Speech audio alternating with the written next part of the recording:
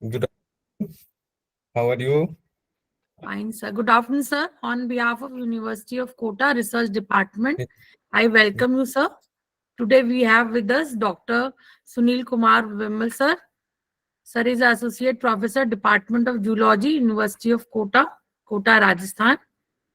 Uh, Dr. Vimal served as a professor of biomedicine at Unisel University, Netherlands. Prior to joining the University of Kota, he visited and affiliated to several institutes such as OIST Japan, CYCU Taiwan, IOLEE International, Columbia, USA, Microbio Q Lab. Dr. Vimal Sir obtained his PhD degree in Faculty of Science from MLS University, Udaipur, Rajasthan. He is an illustrious academician and research professional with strong expertise in neurobiology, neural tissue engineering, pharmacology, and chemical biology.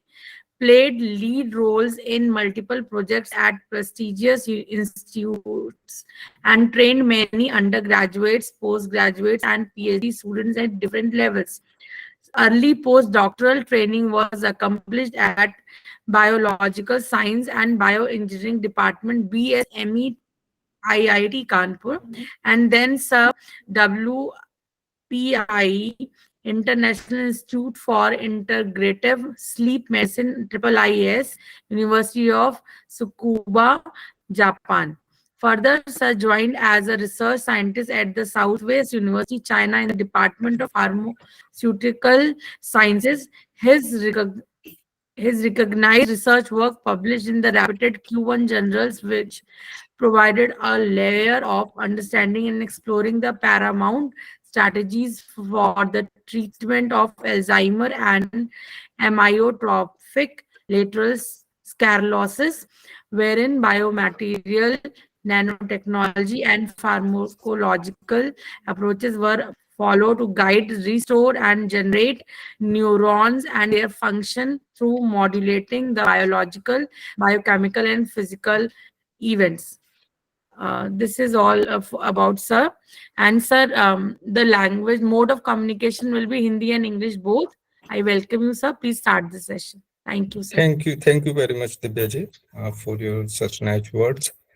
And now I'm starting with this lecture in continuation with the last lecture. I would do on the content analysis, and in today talk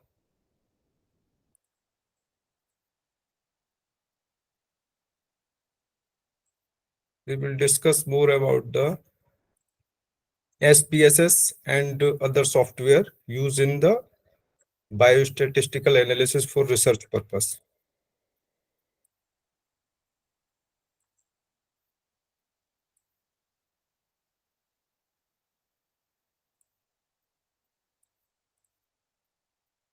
So here is the content.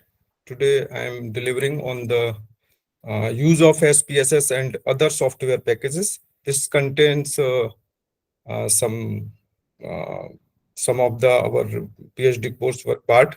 It will be comes under the unit 4, that is computer applications. So I hope you have thoroughly read and grasp the knowledge about the biostatistic, because this application is based on the biostatistic and the some test. If you have not idea, then it will be might be some discomfort you, but I hope you will learn all the things. For sake I will sake of the knowledge, I will consider few slides for the biostatic and what is the importance in our research. So today we will focus on SPSS and other software packages in biostatistics. So today lecture will contain introduction of statistics. This is not our part, but I will discuss in a scratch part what is statistic and the use and importance and how we can collect the data, and further then the statistical analysis. And for a statistical analysis, we are using some software, commercial software, that means these softwares are available by sub companies, and those softwares are user friendly as well as have some benefits and some drawbacks. Yeah. So we will today focus on the SPSS, which is widely used and well accepted software in a research purpose, and some other aspects. And some part of our talk will taking a glance of how this software will work, and how we use these software content to interpret our data. And final stage is the once you get achieve your statistical and inference data of inference, then you will write these data in your report, scientific report or some papers and whatever you use.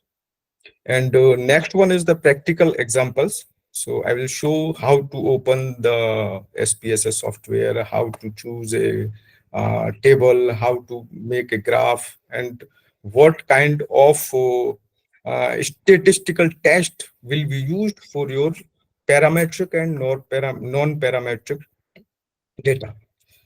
So this part is showing what is the biostatistic. First, we should know the biostatics, then we can learn about the statistical software.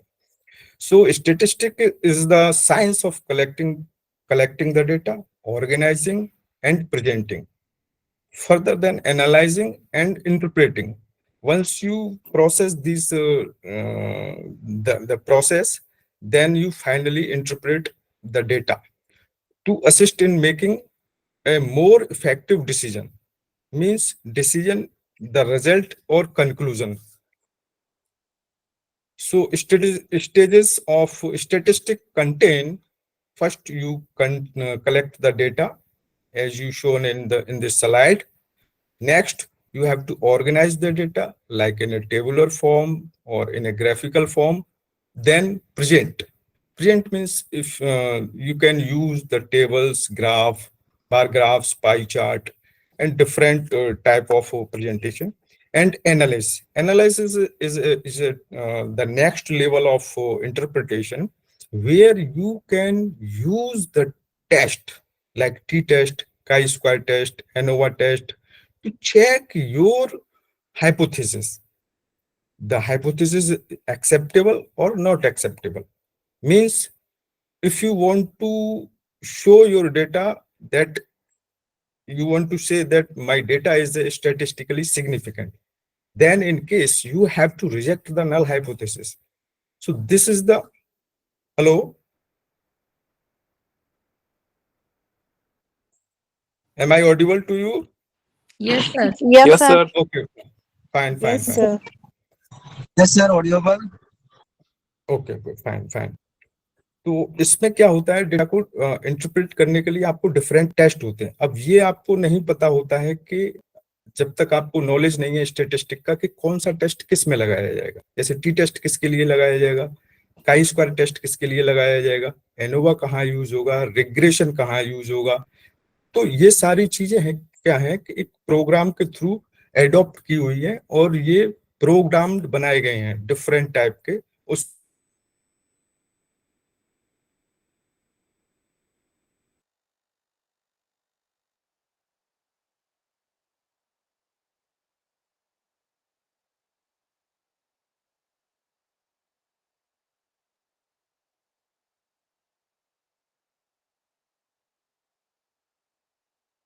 Voice नहीं आ रही है sir.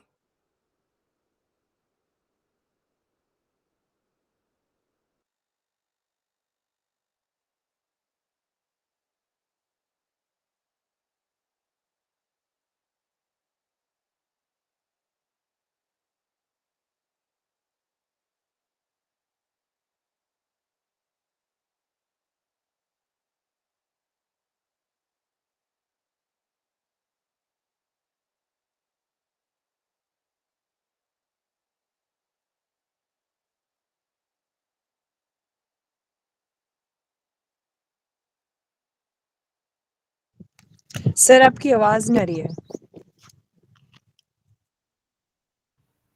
Sir शायद disconnect हो गए।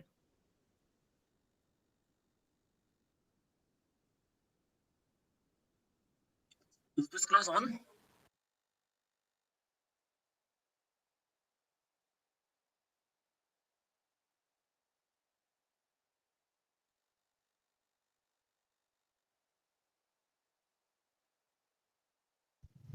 Rahul sir disconnect हो गए हैं। या सर नेटवर्क प्रॉब्लम है उनके साथ।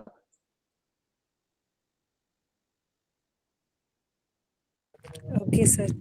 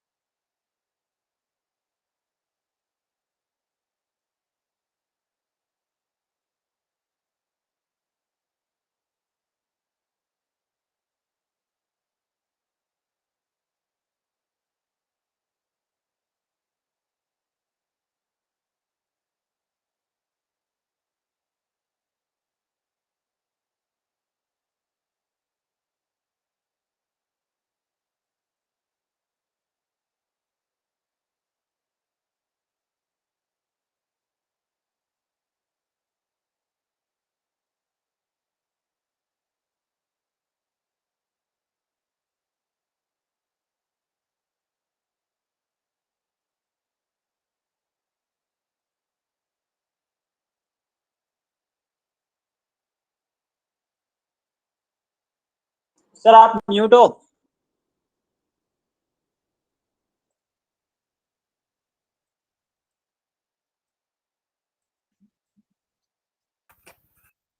हेलो। अब सुन पा रहे हैं मुझे? हाँ yes sir, Audible. Yes, sir. Audible. Okay okay.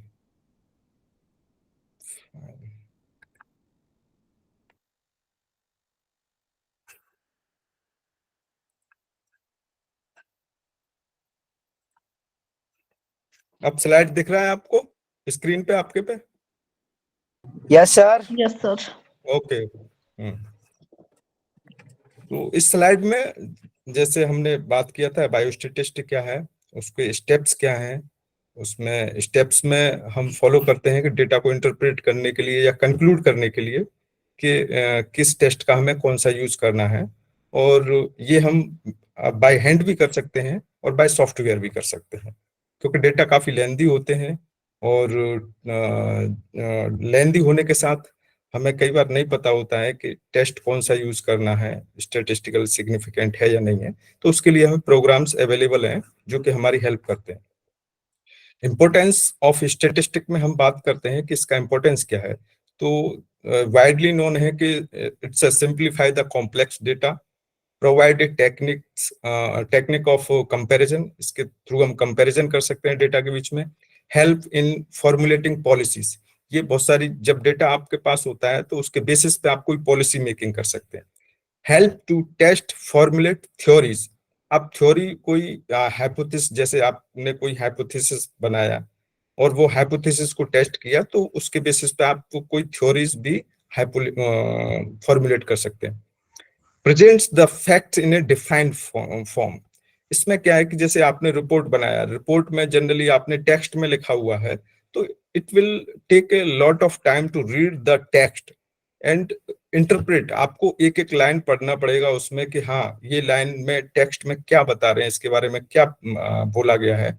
लेकिन यही चीज अगर आप ग्राफिकल हो या फिर टेबुलर फॉर्म में हो, वो डेटा इजीली आप ग्रास्प कर लेते हैं कि कौन सा बार हाई गया है, कौन सा बार लो गया है।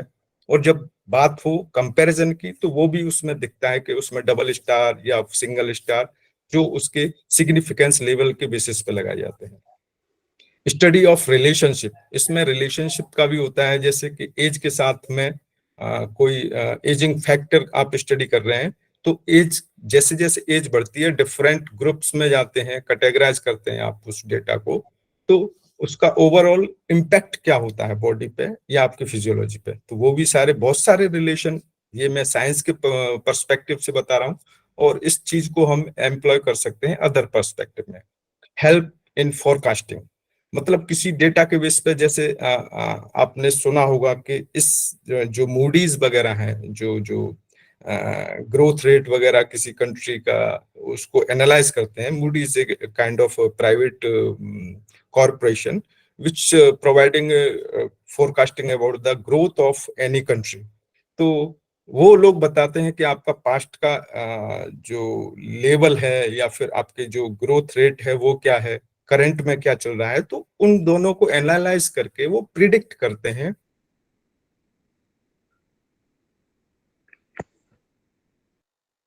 किस लेवल। अदर एग्जाम्पल इसका है कि जैसे आपने कोरोना के टाइम पे देखा होगा कि प्रिडिक्ट किया गया था कि कौन सा वेव कब आएगा।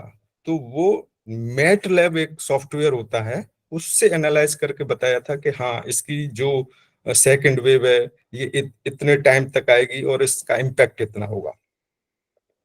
Next thing is statistical analysis methods and techniques. अब इसमें टेक्निक्स कौन कौन सी यूज होती हैं। देखिए दो तरीके का डेटा होता है, एक तो डिस्क्रिप्टिव जो स्टैटिस्टिक यूज करते हैं, एक इन्फरेंशियल स्टैट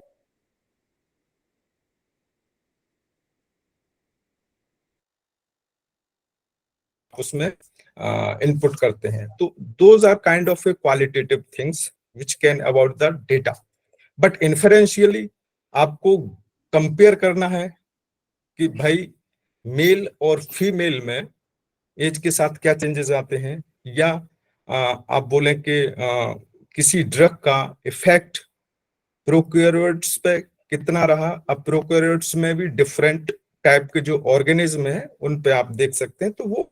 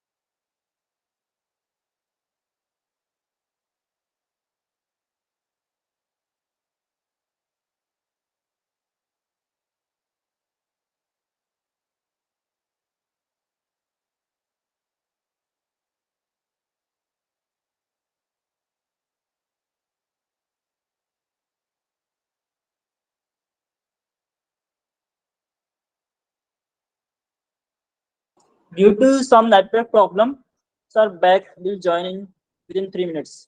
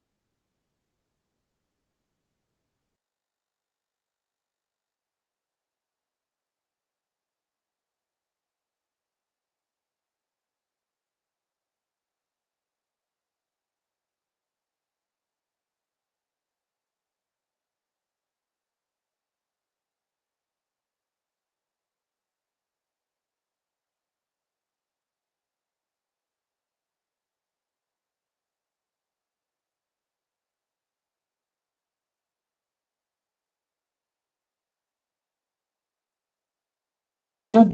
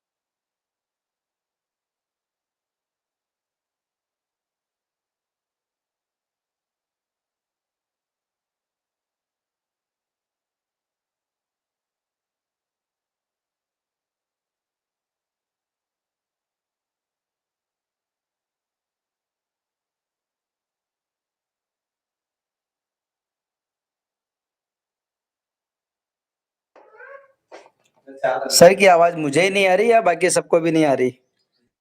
नहीं आ रही है। आवाज बिल्कुल भी नहीं आ रही है। नहीं आ रही। ठीक है, थैंक यू। मॉर्निंग में भी एरर आई थी है।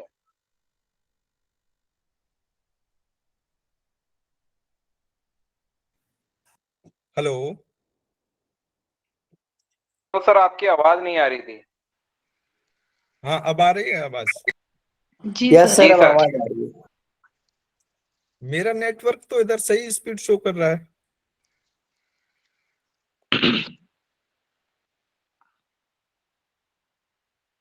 हो सकता है सर मीट का सर्वर डाउन चल रहा हो, क्योंकि आज सुबह भी ऐसी प्रॉब्लम आ रही थी, बार बार आवाज ब्रेक हो रही हाँ थी, हाँ आवाज। हाँ, क्योंकि मेरा तो करीब 50 Mbps के समथिंग शो कर रहा है, तो ये तो क्वाइट एनफ है इसके लिए। चलिए कोई नहीं, हम स्टार्ट करते हैं। तो आप लोगों को लास्ट जो स्लाइड थी वो कहाँ तक पहुंच गए थे हम लोग? एक सेकेंड।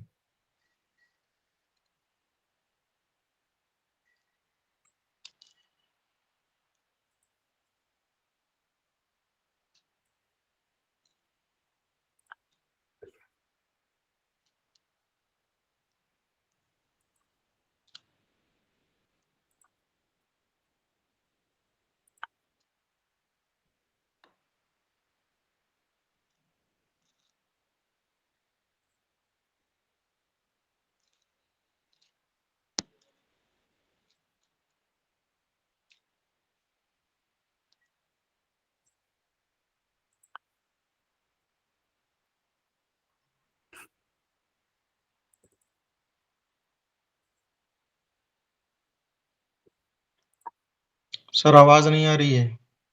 हाँ, आवाज अभी जल्दी मैं नहीं आ कुछ, रही है सर। अब तो आना अभी चाहिए सर मेरी तरफ से, तो ठीक है इधर। बीच बीच में आती है फिर वापस नहीं आती।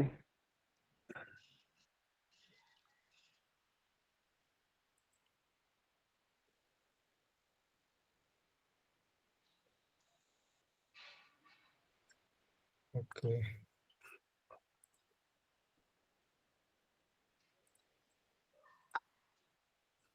हाँ, अब कुछ ये पीपीटी आप देख पा रहे हैं, स्लाइड्स शो जो कर रखी है मैंने?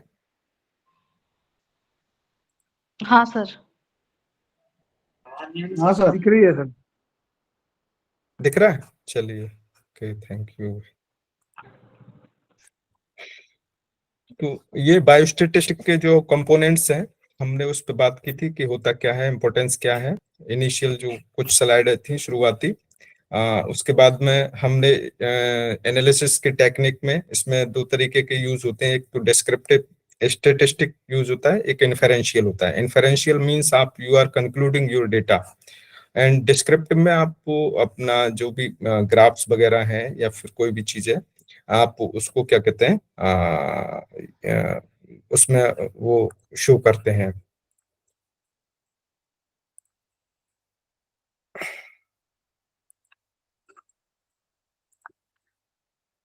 नेक्स्ट लेवल पे आता है आपका कि डेटा एनालिसिस के बाद हम करते हैं कि जो डिस्क्रिप्टिव स्टैटिस्टिक है, जो उसका उसके क्या क्या डायमेंशंस हैं, जैसे हम डेटा को टेबल और ग्राफ में प्रेजेंट करते हैं, जो आपने देख पा रहे हैं, फ्रीक्वेंसी हिस्टोग्राम में भी बना सकते हैं हम, बार एंड कॉलम चार्ट भी बना सकते हैं, time series and line graph. ये डिफरेंट टाइप हैं कि हम डेटा को किस फॉर्म में इजी वे में प्रेजेंट करें। और समरी मेजर्स में जैसे प्रपोर्शन है, मेजर ऑफ शेप्स हैं, मेजर ऑफ वेरिएबिलिटी है, मेजर ऑफ लोकेशंस हैं, ये हमारे क्या है, जो डिस्क्रिप्टिव डेटा होता है उसको प्रेजेंट करने के तरीके होते हैं। क्या आप सुन पा रहे हैं सभी लोग? Yes yes sir. Sir. Yes okay sir. Okay. जी सर। नेक्स्ट, जो जो अभी तक हमने चीजें की हैं, जो पढ़ा है बायोस्टैटिक, अब उसके बेसिस पे हम इस स्लाइड के थ्रू समराइज करते हैं कि कौन सी चीज क्या होगी। जैसे वेरिएबल्स, आपने लास्ट जो आपकी स्टैटिस्टिक की क्लासेस होंगी उसमें आपने थॉरोली पढ़ा होगा कि स्टैटिस्टिक क्या होता है, कौन कौन से टेस्ट होते हैं। अब उसमें क्या है कि डेटा होता है, उसके वेरिएबल्स होते हैं। जैसे वेरिएबल्स में हम एक तो क्वालिटेटिव कैटेगरी को डिसाइड करते हैं और दूसरा होता है क्वांटिटेटिव का। तो क्वालिटेटिव में हमने जो लास्ट लेक्चर हुआ था उसमें भी थोड़ा बहुत बताया था कि जैसे मेंडल ने जो फिनोटाइप को डिस्क्राइब किया था, तो वो उसका क्वालिटी को शो करता था। लेकिन जब हम जेनेटिक्स में जाते हैं, म्यूटेशन को शो करते हैं कि कितना % म्यूटेशन हुआ, कौन सा जो जेनेटिक कोडॉन है वो कितने लेवल पे अल्टर हुआ। तो we are talking about the quantity, means जो डेटा का चेंजेस है वो किस बेसिस पे हुआ, उसकी क्वांटिटी क्या है, उसके बारे में शो करता है। तो दोनों ही डेटा की फॉर्म है रिप्रेजेंटेशन की। अब एसोसिएटेड डेटा टाइप क्या होता है, एक तो नॉमिनल होता है, एक ऑर्डिनल होता है। उसमें क्या होता है कि जैसे हम ग्राफिकली रिप्रेजेंट कैसे कर सकते हैं उसको, पाई फॉर्म में पाई चार्ट भी बना सकते हैं, कॉलम बना सकते हैं और बार ग्राफ बना सकते हैं, हिस्टोग्राम वगैरह। अब इसमें क्या हम मेजर करते हैं कि सेंट्रल टेंडेंसी क्या होता है, मोड क्या होता है, और जो डिस्पर्सन रेंज को हम उसमें इंक्लूड करते हैं। ऐसे ही ऑर्डिनल डेटा के साथ हम करते हैं कि उसमें हम कॉलम और बार चार्ट बना सकते हैं। ये एक रिप्रेजेंटेशन है कि कौन सी चीज को हम, जैसे क्वांटिटेटिव डेटा में हम क्या करेंगे कि इसमें हम टेस्ट लगाएंगे। जो डायग्राम वगैरह तो टेबल, बार ग्राफ, हिस्टोग्राम, ये सारी चीजें तो है ही हैं, ग्राफिकली रिप्रेजेंट कर दिया। बट समरी मेजर, जो लास्ट वाला आप सेक्शन देख पा रहे हैं, जो समरी मेजर है, इसमें क्या इसके बेनिफिट्स मिल जाते हैं। एक तो रेंज तो ओवरऑल होता ही होता है, वो तो क्वालिटेटिव डेटा में भी हो रहा था, लेकिन क्वांटिटेटिव डेटा में एडवांस क्या चीजें मिलती हैं, हम वेरिएंस निकाल सकते हैं, स्टैंडर्ड डेविएशन निकाल सकते हैं, और कोफिशिएंट ऑफ वेरिएशन। ये क्या होते हैं, जो वेरिएंस होता है, ये स्टैंडर्ड डेविएशन, ये सारी चीज, जैसे हमने डेटा सेट लिया 20 का या 50 का, मैं छोटे सेट के बारे में बात कर रहा हूं क्योंकि जब लार्ज नंबर पर डेटा होता है उसमें ये जो टेस्ट हैं वो इजीली हम लोग हाइपोथेसिस को टेस्ट करते हैं, जैसे नल हाइपोथेसिस को टेस्ट करते हैं कि भाई ये एप्लीकेबल है या नहीं है। तो उसमें हमें ईच इंडिविजुअल डेटा, जैसे एक बच्चे की हाइट है 5.6, दूसरे बच्चे की हाइट है 6.5। अब दोनों में डिफरेंस देखेंगे तो 5.6 से 6.5, दोनों में करीब 1 सेंटीमीटर का डिफरेंस, 1 फीट का डिफरेंस आ गया। अब ऐसे ही हम डिफरेंट लेवल लें तो जो मीन वैल्यू से कितना कोई इंडिविजुअल डेविएट हुआ है, दैट इज कॉल्ड डेविएशन। और इस डेविएशन को मेजर करने के लिए हम कौन सा टेस्ट कैलकुलेट करते हैं, स्टैंडर्ड डेविएशन। अब ये स्टैंडर्ड डेविएशन ज्यादा विंडो में होगा, वेरी ज्यादा करेगा, तो मींस डेटा में रिलायबिलिटी नहीं है, यानी कि डेटा रिप्रोड्यूसिबल नहीं है, डेटा कुछ इंफॉर्मेशन नहीं दे रहा है, वो रैंडमली चीजें हो रही हैं। अगर वो गैप थोड़ा कम है, यानी कि स्टैटिस्टिकली वो जो डेविएशन कैलकुलेट कर रहे हैं वो पी वैल्यू के अंडर में आ रहा है, तो हम कह सकते हैं कि हाँ, नल हाइपोथेसिस को रिजेक्ट किया, और नल हाइपोथेसिस को रिजेक्ट कर दिया तो अपना डेटा क्या है, स्टैटिस्टिकली सिग्निफिकेंट होगा। तो this slides are talking about the जो हमारे प्रिलिमिनरी रॉ डेटा होता है, स्टैटिस्टिक के थ्रू जो अवेलेबल प्रोवाइड होता है हमें, उसको प्रोसेस करने के बाद हम नेक्स्ट लेवल पे जो सॉफ्टवेयर वगैरह यूज करेंगे। तो ये सारी चीजें अब आपने ये सब चीजें पहले पढ़ रखी होंगी, ये सिर्फ आपको रिमाइंड कराने के लिए है कि जो टेस्ट होते हैं स्टैटिस्टिक में, जैसे सैंपल के लिए साथ टी टेस्ट हुआ, एनोवा हुआ और मैन वेटनी, ये डिफरेंट टाइप के टेस्ट होते हैं। बाइनोमियल काई स्क्वायर और ये टी टेस्ट, एनोवा, ये फ्रेडमैन, ये सर आप विल्किंसन कभी एंड क्लास लेंगे कि हम लोग टेस्ट कैसे अप्लाई करें, ऐसा कोई सेशन होगा हमारा? ये आपके स्टैटिस्टिक वाला जो पार्ट है, जो इनिशियली सेक्शन एक आप देख पाएंगे, ये देखिए, qualitative and quantitative methods, source of collection of data, type of techniques, ये वाला जो यूनिट 3 कराएंगे, ये मेनली उसमें आएगा।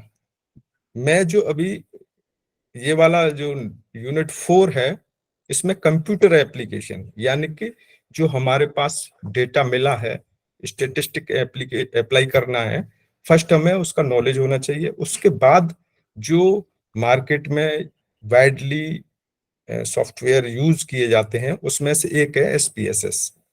तो उसको कैसे अप्लाई बिल्कुल करना है? सर, हाँ आप सही समझा रहे हैं सर, लेकिन मेरा एक क्वेश्चन था कि अभी 16 को ओवर हो जाएगा क्लास, तो क्या ऐसा कोई सेशन होगा जहाँ पे टेस्ट कैसे इम्प्लीमेंट करना है, ऐसा कुछ हमें लर्न करवाएंगे, बताएंगे? वो देखिए, स्टैटिस्टिक का एक पार्ट होता है, बट SPSS में कैसे यूज करते हैं डिफरेंट टेस्ट को, वो मैं अभी आपको इसमें जो एप्लीकेशन वाला सेशन है उसमें हाँ थोड़ा जी, मैं इसमें। बता सकता हूँ कि हाँ कौन सा टेस्ट कैसे यूज करेंगे। ठीक है, जी sir, thank you sir. Okay.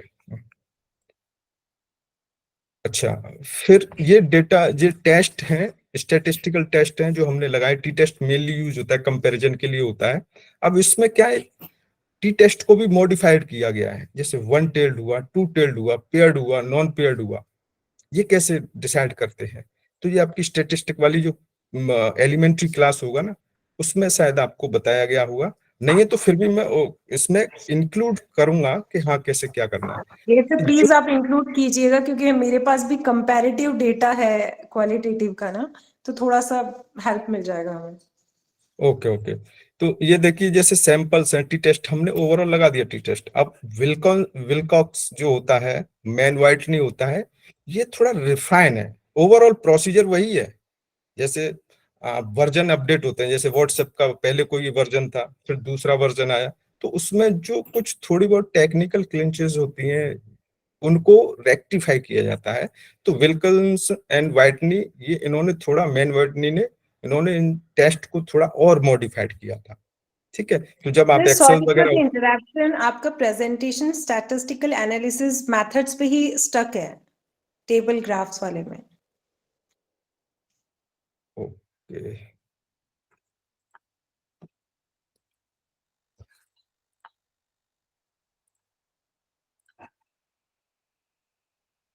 अब ये दिख रहा है स्टैटिस्टिकल टेस्ट हाँ जी, हाँ जी sir, thank you okay. Sir.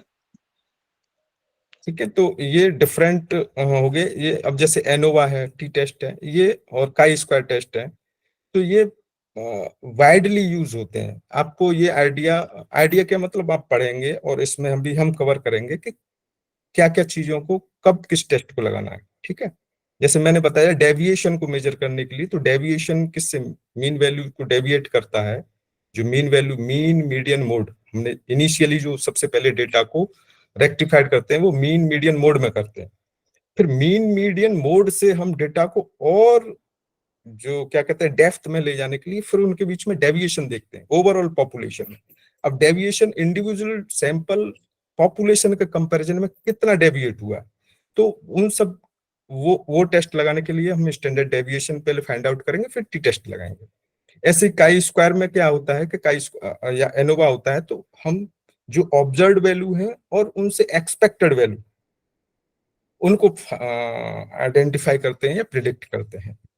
तो इसके बाद हम नेक्स्ट लेवल में डेटा प्रिपरेशन, अब हम SPSS जो सॉफ्टवेयर है उसकी तरफ मूव कर रहे हैं।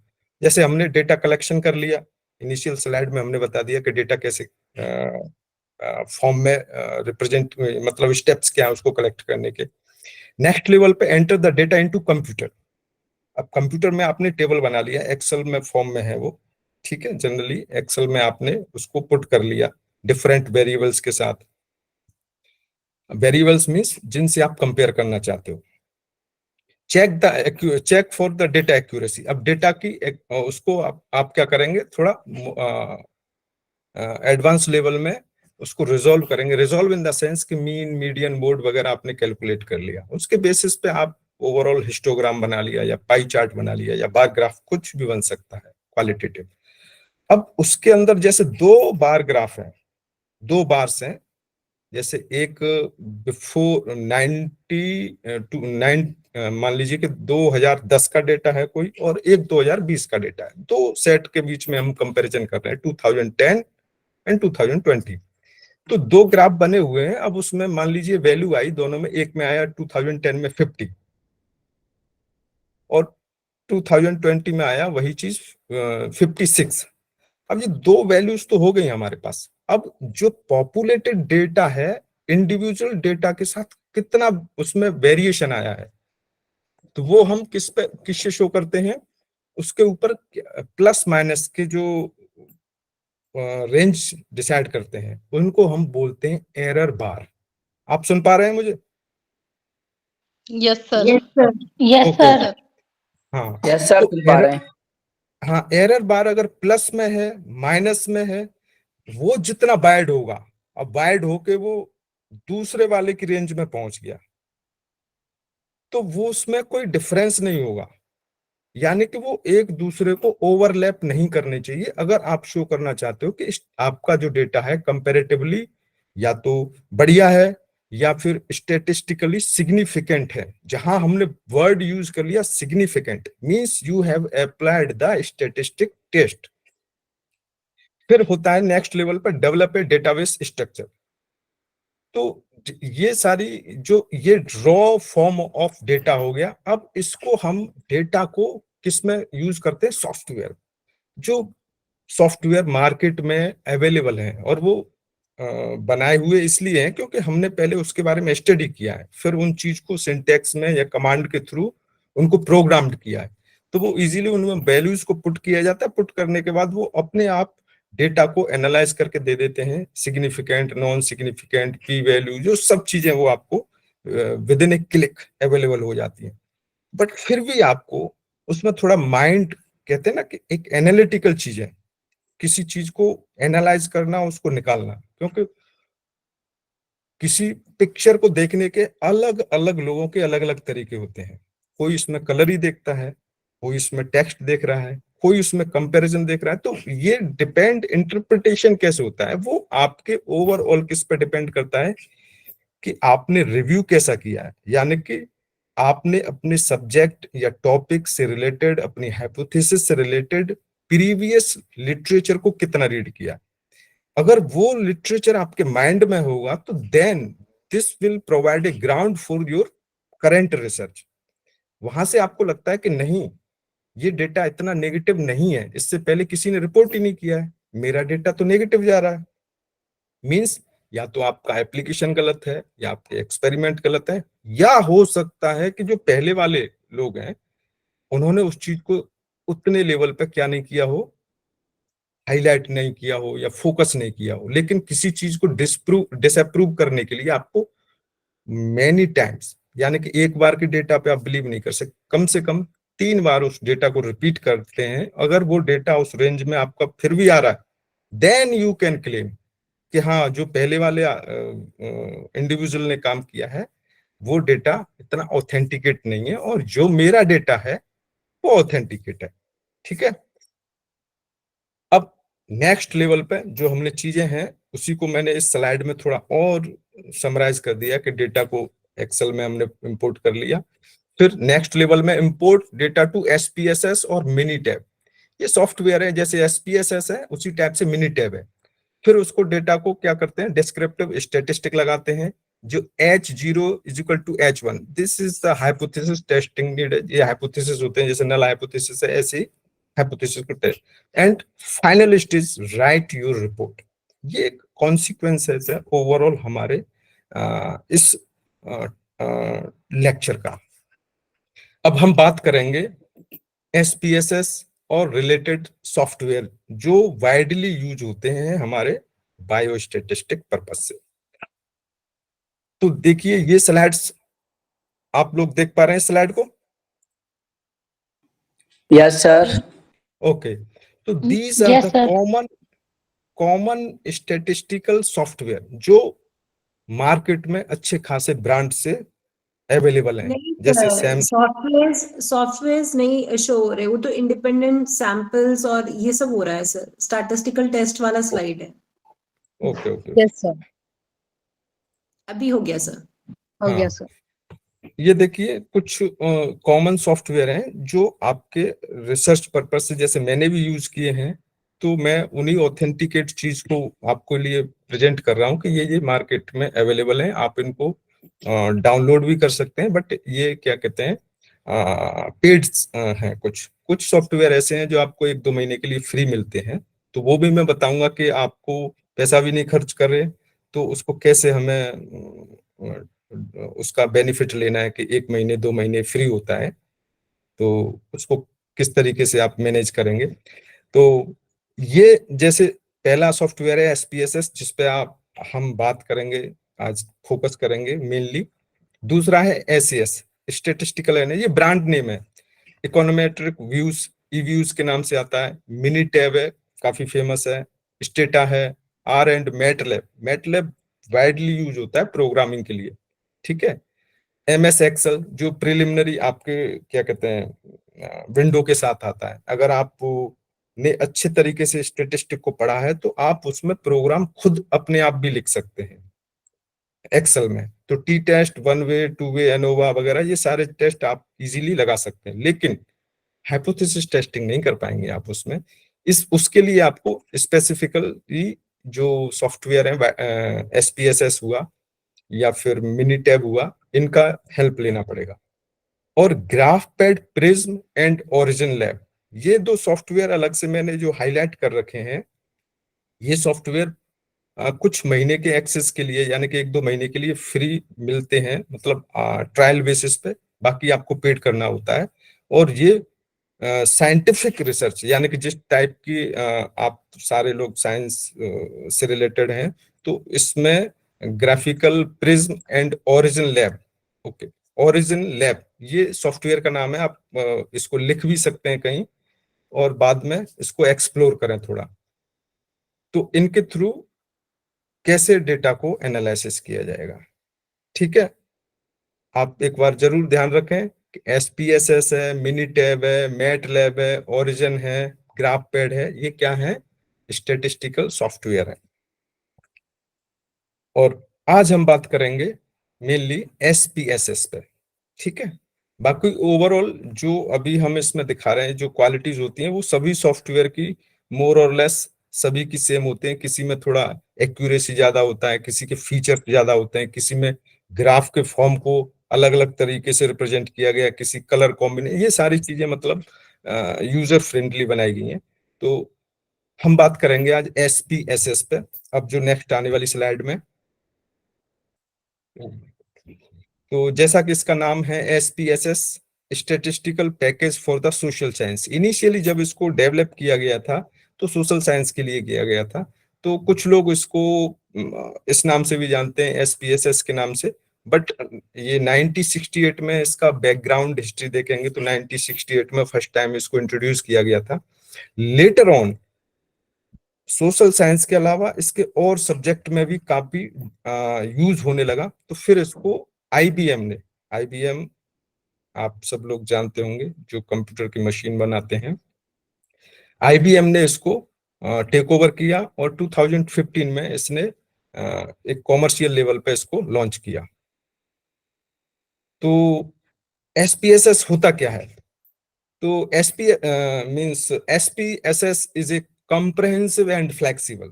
Please focus on the word comprehensive and flexible statistical analysis and data management solution. Software है यानी कि solution है।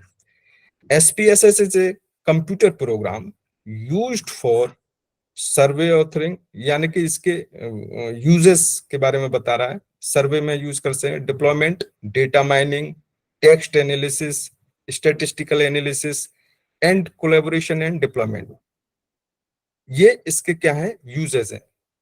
अब SPSS कैन टेक डेटा, अब इसमें थोड़ा हम क्या इसकी फंक्शनैलिटी रहती है, हल्का सा इस पे एनलाइटन करेंगे। SPSS can take data from almost any type. जैसे आपने एक्सेल में कोई डेटा को टेबल और फॉर्म में कर लिया, अब आप सोच रहे हैं कि मुझे SPSS यूज करना है, तो क्या मेरे को डेटा उसमें टाइप करना पड़ेगा, यानी कि नंबर्स वगैरह लिखना, ये काफी टेडियस वर्क हो जाता है। तो ऐसा कुछ नहीं है। SPSS के साथ आपने जो एक्सेल में सीट बनाई है या किसी और उसमें नोटपैड में या वर्ड पैड में आपने बनाया है डेटा को, वो डायरेक्टली आप उसको इंपोर्ट कर सकते हैं सॉफ्टवेयर में। सर ठीक है। जैसे हमने MS वर्ड में डिस्क्रिप्टिव डेटा है, रिटर्न है हमारे पास, तो उसको फिर वर्ड में कोई फाइल है, वर्ड का फाइल है, लेकिन ये आप तो न्यूमेरिकली लगा पाएंगे। आप अच्छा वर्ड में सर, कैसे कौन सा टेस्ट लगाना चाहते हैं? टेक्स्ट के बेसिस पे तो लगाना आप तो केवल और केवल टेस्ट है। Yes sir. वो तो क्वालिटेटिव चीजें बता सकते हैं। जैसे मेंडल ने दिया कि पॉड का साइज ये रहेगा, वो रहेगा। अब ये है कि अपन उसको स्टेटिस्टिकली शो करना चाहते हैं, तो पॉड लिख दीजिए कि ग्रीन कलर का है, व्हाइट कलर का है, पॉड का साइज कर दीजिए, उसको नंबर दे दीजिए। तो वही मैं बोल रहा हूँ कि इंडिविजुअल पे डिपेंड करता है कि आप किस चीज को किस वे में रिप्रेजेंट करना चाहते हो। डेटा एक तो होता है कि भाई मेरे ने ये रिसर्च किया है, पिछले 3, 4 या 5 सालों में मैंने लैब में देर रात काम किया है, सुबह 4 बजे से लेकर शाम के 4 बजे तक मैंने ये किया वो किया, और डेटा को आपने ऐसे प्रेजेंट कर दिया। यानी कि आपकी मेहनत वो नहीं है, आपकी मेहनत वहां पर है फाइनल स्टेज में उसको रिप्रेजेंटेबल और इंटरेस्टिंग बनाना। तो वो चीज पे भी उतना ही फोकस करना होता है जितना आप वेट लैब में काम कर रहे हैं। ठीक है, मेरी चीज को समझ पा रहे हैं? यानी कि आप गैप बनाए, जैसे 10 दिन एक्सपेरिमेंट किया आपने या 15 दिन, कोई एक एक्सपेरिमेंट ले लिया कि 15 दिन का टाइम शेड्यूल है, ये कंप्लीट हो जाएगा। एक एक्सपेरिमेंट को कंप्लीट होने के बाद आप उसको राइटिंग फॉर्म में लिखिए, या तो आप उसका क्या कहते हैं पूरे रिपोर्ट टाइप से टाइप करिए, या फिर आप डेटा को एनालिसिस करिए, then go for the next. जब तक आप पहले डेटा को इंटरप्रेट नहीं करेंगे दूसरे में क्या कमियां होने वाली हैं या उससे क्या आप सीख सकते हैं, ऐसा ना हो कि आप 2 साल तक तो लगातार करते रहे एक्सपेरिमेंट पे एक्सपेरिमेंट, आपने देखा ही नहीं कि गलती कहाँ हुई। फिर जब फाइनल कंपाइलेशन करते हैं थीसिस का, तब आपको लगता है कि अरे नहीं, गाइड की गलती है, इसमें इसकी गलती है। वो गलती किसी की नहीं होती, गलती आपकी होती है, क्योंकि आप सर आपका solely कहने क्या का मतलब है कि हम थोड़ा सा सैंपल लेके उसके ऊपर टेस्ट करके फिर चेक करें एक बार। नहीं, जैसे आपने अपना जो रिसर्च प्रपोजल है या रिसर्च को या जो सर टॉपिक है उसको कंपैरेटिव रिसर्च है अभी डिफाइन उस कर पे लिया, जैसे- हाँ जी, हाँ जी, डिफाइन कर लिया। अब उसमें आपने मतलब इम्प्लीकेट किया कि मुझे इतने एक्सपेरिमेंट करने हैं, जैसे कि आप किसी रैट पे या माउस पे किसी ड्रग का इफेक्ट देखना चाह रहे हैं, तो first set of sir. Experiment आपने लगाए, ग्रुप बनाए, और आपने डेटा अचीव कर लिया 1 महीने के अंदर या 2 महीने में। जी, फिर उस हाँ जी, डेटा को आप एनालिसिस करिए कि भाई ऐसा तो नहीं मैं ग्रुप कम बनाए, हाँ जी, हाँ मैंने जी, मतलब ऐसी वो एवरी डे लिया ही वी नहीं। Have to analyse. हाँ हाँ, यानी कि आप जितना लैब में काम कर रहे हैं उसका 1% आप घर पे जरूर शाम को उसको एनालाइज करें, अपनी नोटबुक में जरूर उसको लिखना चाहिए कि आज मैंने ये किया, तारीख डालिए, साइन करिए अपना, ये सारी चीज। क्योंकि कई बार ऐसा होता है, जैसे जो नोबेल प्राइज विनर कौन थी, मैरी क्यूरी, उन्होंने जो रिसर्च कर दिया वो ठीक है, लेकिन बाद में आज भी उसके जो नोटबुक है उससे बहुत सारे चीजों को रिट्राइव किया जा रहा है, एनालाइज करते हैं कि हाँ कैसे किया। अब जैसे डार्विन ने उस टाइम कोई हाइपोथेसिस दे दी, उसके लिखे हुए नोट्स है ना। तो ऐसे ही आप 2-3 साल तक लगातार काम करते हो, आपको ध्यान नहीं रहता कि यार कौन से वीक मैंने कौन सा एक्सपेरिमेंट लगाया था, उसमें क्या कमियां रह गई थी। क्योंकि साइंस वो नहीं है जो आप कर रहे हैं, साइंस है किसी चीज को परफेक्शन से करना, परफेक्शन से यानी कि कमियों को निकालना और उन कमियों को दूर करना। Yes sir. एक फेमस कोट है किसी का, winners don't do different thing, they do the They do thing things differently. differently. Yes sir. तो वही चीज है, आप अपना चाहे काम कम करिए, देखिए कोई ऐसा प्रेशर नहीं है कि नहीं मेरे पे ये बर्डन है वो बर्डन है, ये सिर्फ आपकी मेंटेलिटी है, अपने ऊपर अपने आप बनाया हुआ प्रेशर होता है। आप किसी चीज को रिजॉल्विंग तरीके से करिए, एटीट्यूड ऐसा होना चाहिए, प्रॉब्लम सॉल्विंग ओरिएंटेशन। ऐसा नहीं कि यार मेरे को तो आज पिपेट ही नहीं मिला, मेरे को तो आज टिप्स ही नहीं है। ये कॉमन क्या बोलते हैं इश्यूज हैं जो हमारे इंडियन कॉन्टिनेंटल में प्रेजेंट है। मोस्टली आप स्टूडेंट से बात करेंगे, मेरा गाइड हेल्प नहीं कर रहा है, मुझे बुक नहीं मिल रहा है, मेरे पास ये मटेरियल नहीं है, वो मटेरियल नहीं है। ठीक है, मानते हैं, लेकिन अचीवर भी तो वही करते हैं कि मिनिमम रिसोर्सेज से मैक्सिमम आउटपुट लेना, और वो सिर्फ मैनेजमेंट ही कर पाता है। क्योंकि आगे चल के आप पीएचडी कर लोगे, इंडिपेंडेंट रिसर्च करोगे, तो प्रॉब्लम तो वहां पे भी रहनी है। ये फिर आप कैसे करोगे कि भाई मेरे को बजट नहीं मिल रहा है, मैंने तो 20 करोड़ का मांगा था, मेरे को तो 5 करोड़ दिए। तो आपको चीजों को मिनिमम रिसोर्सेज में मैनेज करना होता है। ठीक है, ये तो एक अलग बात हुई। चलिए एसपीएसएस पे बात करते हैं।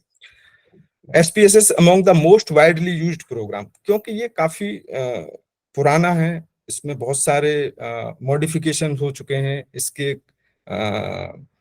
जो फिजिबिलिटी है यूजर फ्रेंडली है, तो इसकी वजह से इसको ज्यादा यूज किया जाता है।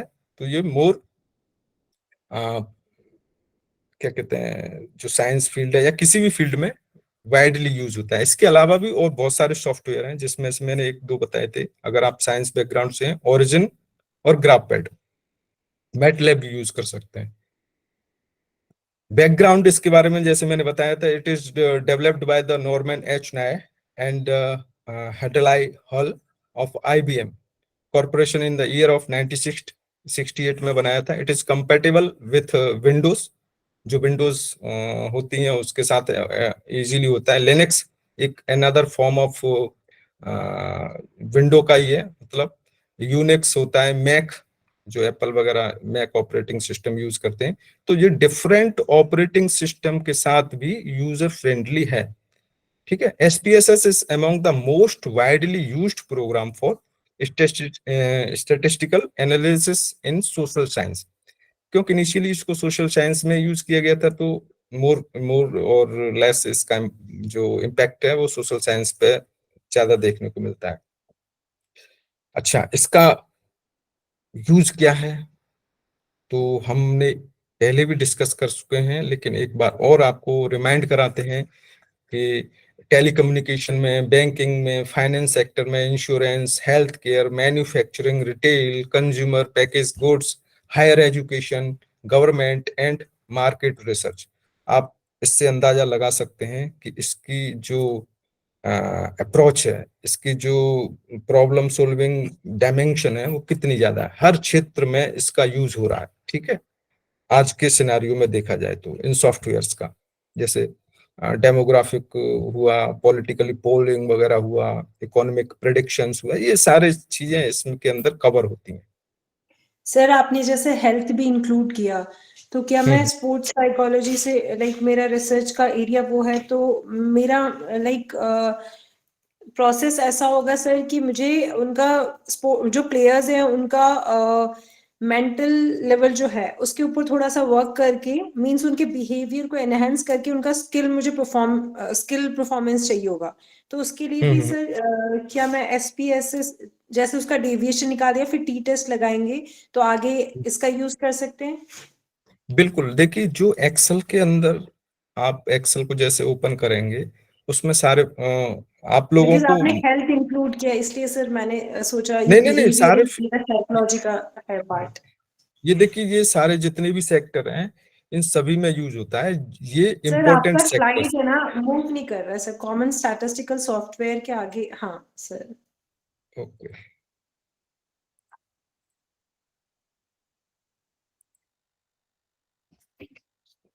जैसे एक सेकंड में आप लोगों को थोड़ा इंटरप्ट कर रहा हूँ। Thank you sir.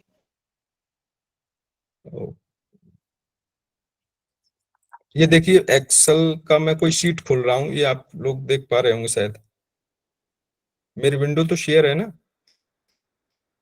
ये देख पा रहे हैं एक्सेल का शीट। अब No, sir. इसमें जैसे आप, हाँ, अब इसमें आपने डेटा लिख लिए, कोई आपने रॉ डेटा बनाया है, क्योंकि सॉफ्टवेयर एक्सेसिबल नहीं है या फिर आपके इंस्टीट्यूट ने दिया है तो कभी भी यूज करिए, देखिए कोई इशू नहीं है, दिन में रात में कभी भी। लेकिन आपके पास रिसोर्सेस लिमिटेड हो तो उसमें ये कर सकते हैं कि आप पहले एक्सेल में डेटा को देख लें, चेक कर लें कि हाँ ये ठीक है, फिर उसके बाद ट्रायल का आप अप्लाई कर लें। ट्रायल में ये है कि आप 1 महीने के अंदर जितने भी टेस्ट हैं वो सब आप लगा के और फाइनल कर लीजिए।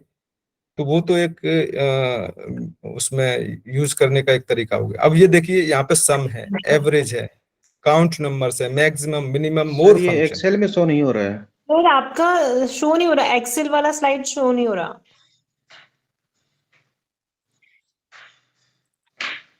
एक सेकंड, ये अभी शो हो रहा है? नहीं सर। No sir.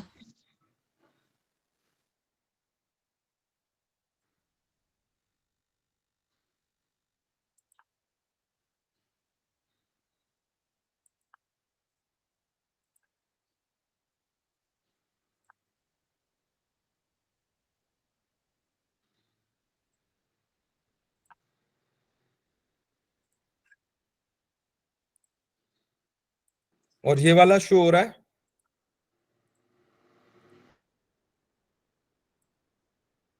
अभी ये शो हो रहा है? Sir in today's world used in हाँ हाँ, वही ठीक ठीक, हो रहा ओके है ओके। सर। हम्म।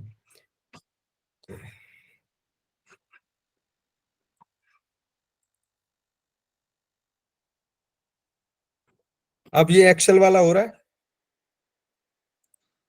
नहीं sir. No sir. No sir. कुछ नेटवर्क, ओके, ये कुछ इशू है, कोई नहीं। अभी हम चलिए अपने फोकस करते हैं उस पर, क्योंकि अभी काफी इसमें बाकी रहा है। तो ये वाले सेक्टर्स हैं इसको, और डेफिनेटली अभी जिसने भी क्वेश्चन पूछा है वो आप यूज कर सकते हैं। जैसे डिफरेंट मेल फीमेल वेरिएबल्स ले लिए, एज ग्रुप का वेरिएबल बना सकते हैं कि डिफरेंट एज का ये है। आप टाइमिंग का कर सकते हैं कि डिफरेंट टाइम में मैंने 15 दिन तक ये ट्रीटमेंट दिया, डेज का इफेक्ट दे सकते हैं। वो आपके ऊपर डिपेंड करता है कि आप डिजाइन मतलब कैसे करें। सर, हाँ जी सर, आपका कहने का मतलब है मैं पहले एक्सेल में वो टेबल्स वगैरह सब कुछ बना दूं, उसके बाद सॉफ्टवेयर में उसको अपलोड करूं चेक करने के लिए। हाँ, ठीक है एक्सेल सर। में भी सारे टेस्ट लगाए जा सकते हैं, जैसे टी टेस्ट तक आप वहां पे अप्लाई कर सकते हैं। ठीक है ग्राफ सर। आपको अलग से बनाना पड़े, वो भी मतलब एक्सेल क्या है हाँ कि आप आपको कैसे बताना चाहें कि जैसे अभी स्मार्टफोन आए उसमें बहुत सारे फंक्शन है, आप वीडियो कॉल करिए, कुछ भी करिए। और एक्सेल क्या है, आपका जो पुराना वाला नोकिया का मोबाइल है ना, उस टाइप से, यानी कि आपको फंक्शंस आ रहे हैं लेकिन वो चीज का वो नहीं कर सकते। तो उसमें मीन, मीडियन, मोड, ग्राफ भी बना सकते हैं, सब कुछ कर सकते हैं, लेकिन उसमें थोड़ा डेटा को बार बार मॉडिफाइड डालना करूं। होता है। हाँ हाँ जी। हाँ। और उसमें क्या है कि आपने एक बार डेटा को डाल दिया, वो ग्राफ भी बना देगा, फिर आप उसमें बैठ के बस कलर देखिए या ऊपर नीचे करके कौन सा अच्छा दिख रहा है वो कर सकते हैं। तो वो टाइम कंज्यूमिंग कम होता है, और एक्सेल में थोड़ा टाइम कंज्यूमिंग होता है, ठीक है। लेकिन हाँ, ठीक है। एक्सेल ये है कि आपको बेसिक नॉलेज देता है। अगर आपने एक्सेल में काम कर लिया मीन्स आपका स्टेटिस्टिक्स सही है। हाँ जी लेकिन सर। मैं ये नहीं कह, जो एसपीएसएस पे काम करने वाला है उसके साथ नहीं कह सकता हूँ कि उसका स्टेटिस्टिक बढ़िया होगा, चाहे बेशक उसके ग्राफ अच्छे हों या कुछ भी हो। वो ऑटोमेटिकली यस है, वो तो सारा जनरेट कर देता हाँ, है। ठीक है सर, ठीक थैंक यू है। सर। तो फीचर्स क्या है, ये आपको कहीं भी अवेलेबल हो जाएंगे। Easy to learn and use, include all full range of data. तो इसमें काम क्या है, जो मैंने इसको अंडरलाइन किया है, management system and editing tools. इसमें आप डेटा को एडिट भी कर सकते हैं और मैनेज भी कर सकते हैं। Provide in depth statistical capabilities, it's offer complete plotting. मैंने जैसा बोला कि डेटा आपने टाइप टेबल फॉर्म में डाल दिया, उसको प्लॉट कर सकते हैं, रिपोर्ट कर सकते हैं, प्रेजेंटेशन, यानी कि फाइनल विंडो में आप वहीं से डेटा को जनरेट करके ग्राफ भी बना सकते हैं। और ग्राफ में भी बहुत सारी वेरिएशन होता है कि आप इसको चूज करो, उसको चूज करो। जैसे आजकल इंस्टाग्राम में रील बनाने के लिए कोई भी गाना चूज कर लेते हैं कैसे भी, तो उसी टाइप के ये डिफॉल्ट फ्रेम्स प्रोवाइड कराता है। गेटिंग डेटा इनटू एसपीएसएस, अब नेक्स्ट लेवल का आता है कि हमने एसपीएसएस तो ओपन कर लिया, अब इसमें डेटा का करना क्या है। तो सबसे पहले जैसे एक्सेल, आपने एक्सेल को यूज किया है तो इसमें कोई समस्या आने वाली नहीं है, आप बिल्कुल इसको कर सकते हो डेफिनेटली। जैसे एक्सेल में नई फाइल बनानी पड़ती है, क्रिएटिंग न्यू फाइल, तो उसी टाइप से इसमें SPSS जैसे ही सॉफ्टवेयर ओपन करेंगे वहां पर क्लिक करेंगे न्यू, क्रिएट न्यू फाइल, ठीक है। फिर क्या करेंगे, न्यू फाइल आपने कर लिया, अब डेटा उसमें जैसे मैंने एक्सेल में बनाया या फिर अभी किसी ने बताया था कि एक्सेल में उन्होंने डेटा को टाइप कर लिया, तो उस एक्सेल वाली फाइल को सीधे यहाँ पे क्या कर सकते हैं, इंपोर्ट कर सकते हैं, ठीक है। SPSS सॉफ्टवेयर में ASCII फाइल बोलते हैं उसको, import data from other file format, यानी कि जो आपका एक्सेल वाला फाइल है AXLS ASCII, ये दो डिफरेंट फाइल फॉर्मेट होते हैं। तो SCI को तो कर ही सकते हैं, लेकिन एक्सेल वाली फाइल को भी आप इसमें डेटा में इंपोर्ट कर सकते हैं, ठीक है। तो ये आपका हो गया डेटा को कैसे हमने उसमें SPSS में डाला। अब डेटा को हमें हो सकता है भाई एडिट करना पड़े, ठीक है, एडिट करना है, हटाना है, क्या सर करना है, तो आपकी जैसे कि स्लाइड शो नहीं हो रही सर, आप यूज Slide- करके हम शो कर रहे हैं क्या? चलिए अब हो रहा है। Entering data, yes sir. हाँ, अभी लास्ट वाला ये था कि हमने डेटा को SPSS ओपन किया, SPSS ओपन करने के बाद हमने न्यू फाइल क्रिएट की। अब क्रिएट में तो ऑलरेडी बन चुकी है, अगर आप चाहते हैं कि मैं अपनी एक्सेल वाली फाइल को यूज करूं या किसी नोटपैड वाली फाइल को यूज करूं, तो वो डेटा भी आप इसमें इंपोर्ट कर सकते हैं SPSS में। नेक्स्ट आता है कि आपकी कुछ एडिट करना है, तो इसके अंदर एक डेटा एडिटर करके एक क्या आता है, उसमें टूल में फंक्शन होता है, इसके थ्रू, जैसा कि नाम से पता है डेटा एडिटर, ये डेटा को एडिट करता है। तो data editor offers a simple and efficient spreadsheet. ये आप जैसे एक्सेल में स्प्रेडशीट को बढ़ा सकते हैं, ऊपर रो ऐड कर सकते हैं, साइड में कॉलम ऐड कर सकते हैं, डिलीट कर सकते हैं, उसी टाइप से ये फंक्शन इसमें होते हैं स्प्रेडशीट के साथ। Like facility for entering data and browsing the working data file, ठीक है। This window display the content of the data file, already करेगी। Once can create new data files or modify existing ones। अब ऐसा भी हो सकता है कि जो कुछ लोग एक्सेल में SPSS में काम करते हैं, तो उन्होंने अपनी फाइल को सेव कर रखा हो, तो उस जो आपने SPSS वाली फाइल है उसके अंदर भी आप चेंज कर सकते हैं। One can have only one data file open at a time। हाँ, लेकिन इसकी एक चीज रहती है, जैसे एक्सेल में होता है ना कई बार कि आपने एक्सेल फाइल ओपन कर लिया तो आप डिफरेंट फाइल्स को ओपन करते हैं। इसमें क्या है कि आप एक सॉफ्टवेयर के साथ जो फाइल ओपन हो गई उसमें आप केवल उसी को साथ काम कर सकते हैं, दूसरी फाइल को दूसरे टैब में खोलना पड़ेगा। नेक्स्ट होता है कि this editor provides to views. इसके जो एडिटर था उसके दो व्यूज प्रोवाइड कराता है, एक तो डेटा व्यू, एक वेरिएबल व्यू, ठीक है। डेटा में तो आपने display the actual data values, और वेरिएबल्स में जैसे कॉलम बने होते हैं उसी टाइप से कॉलम्स को हम वेरिएबल्स, डिफरेंट वेरिएबल्स शो कर देते हैं। पाइवोट टेबल एडिटर, ये एक अलग से एक्स्ट्रा फंक्शन टूल होता है। आउटपुट कैन बी मॉडिफाइड, जब आपने डेटा एंटर कर दिया उसका आउटपुट कर दें तो उसमें भी आप जैसे इधर फाइल में एंटर मारेंगे, डेटा में चेंज करेंगे, उधर अपने आप जो ग्राफिकल फॉर्म है, यानी कि आपका बार ग्राफ है या पाई चार्ट है या कुछ भी है, इधर आपने उस फाइल में चेंज किया डेटा में, वो अपने आप ही जो आउटपुट वाली फाइल है अपने आप चेंजेस हो जाएंगे उसमें। जबकि एक्सेल में क्या होता है, एक्सेल में भी आजकल इसको क्या कहते हैं, रेक्टिफाई कर दिया। एक्सेल में भी आजकल अवेलेबल है ये चीज कि आप एक्सेल के डेटा को चेंज करो तो उधर डायग्राम भी चेंज हो जाता है, लेकिन पहले नहीं होता था। We can edit text, swam data in rows and column, ये फंक्शनैलिटी रहती है। टेक्स्ट आउटपुट एडिटर, जैसे इनपुट वाले डेटा के साथ होता है, ऐसे ही आउटपुट का जो डेटा होता है जो डिस्प्लेड हो रहा है उसमें आप क्या कर सकते हैं, ऐड कर सकते हैं। Text output not displayed in pivot tables can be modified with the text output editor. ये किसके थ्रू, केवल और केवल आउटपुट एडिटर के थ्रू ही एडिट होगा, ये अलग से नहीं होगा। चार्ट एडिटर, जैसा कि high resolution chart and plots can be modified in chart window, जैसे फंक्शन होता है ऐसे चार्ट विंडो का फंक्शन आता है, तो आप उसमें क्या कर सकते हैं, चेंज कर सकते हैं, मॉडिफाई कर सकते हैं। ये उसके फंक्शंस के बारे में बात कर रहे हैं। अब आता है नेक्स्ट लेवल, आपने क्रिएट कर लिया फाइल, डेटा को इंपोर्ट कर लिया, डेटा में अगर थोड़ा बहुत ऐड करना है आपने, वो भी कर लिया, एडिटिंग कर ली। अब आता है कि फाइनली आप उसको सेव करोगे। तो सेव करने के लिए क्या किया जाता है, we need to save it in and give it in a name. मतलब आपको उसको नाम देना होता है। जैसे कि आपने कर दिया कि mangoes production during the last 5 years, ठीक है। तो आपने कोई भी नाम दे दीजिए। द डिफॉल्ट एक्सटेंशन, अगर आपने ऐसे ही सेव कर दिया बंद करके, तो ये इसका जो एक्सटेंशन होगा, प्लीज आप इसको फोकस करें। आप लोगों को स्लाइड दिख रही है सेविंग डेटा वाला? Yes, yes sir. Data editor वाली दिख रही है। No, sir. वाले Entering data, no sir. Sir. Saving data, Yes, sir. Now, yes. तो इसमें सेविंग डेटा में नाम से आप सेव करेंगे फाइल, लेकिन ध्यान रखिए इसका एक्सटेंशन, कई बार ये एग्जाम पर्पज से है, बाकी आपके उसमें कोई यूज आने वाला नहीं है। .sav करके इसका एक्सटेंशन बनता है। जैसे SPSS का फाइल हो गया .sav, जैसे एक्सेल में होता है ना XLS, ठीक है, वर्ड में होता है DOC, ऐसे इसमें जो फाइल का एक्सटेंशन क्या होता है, SAV, ठीक है, ध्यान रखिएगा।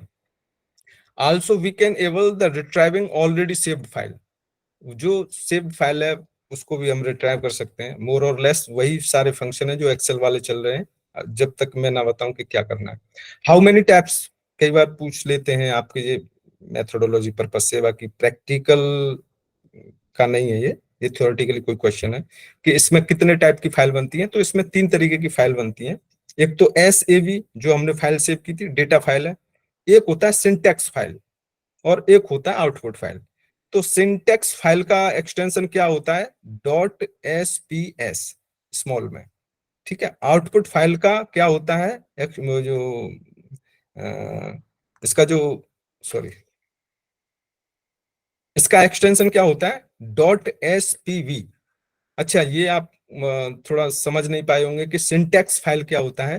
तो सिंटैक्स फाइल क्या होती है, टेक्स्ट फाइल होती है, एक काइंड ऑफ टाइप, मतलब टेक्स्ट फाइल, जैसे नोटपैड हुआ, वर्डपैड, आप कुछ रोजाना का मोबाइल वगैरह में यूज लिखते हैं नोटपैड में कि मुझे ये करना है, टू डू टास्क और ये सारी चीजें, तो वो किस में करते हैं आप, वर्डपैड में या नोटपैड में करते हैं। तो वो जो फाइलें होती हैं उनको बोलते हैं हम syntax file. Can editor like WordPad और नोटपैड, ठीक है। तो इसमें 3 तरीके की फाइल है, data files, syntax file and output files. Okay, next आता है variables. Variables is a user defined name of a particular type of data to hold information such as income, gender, temperature और doses।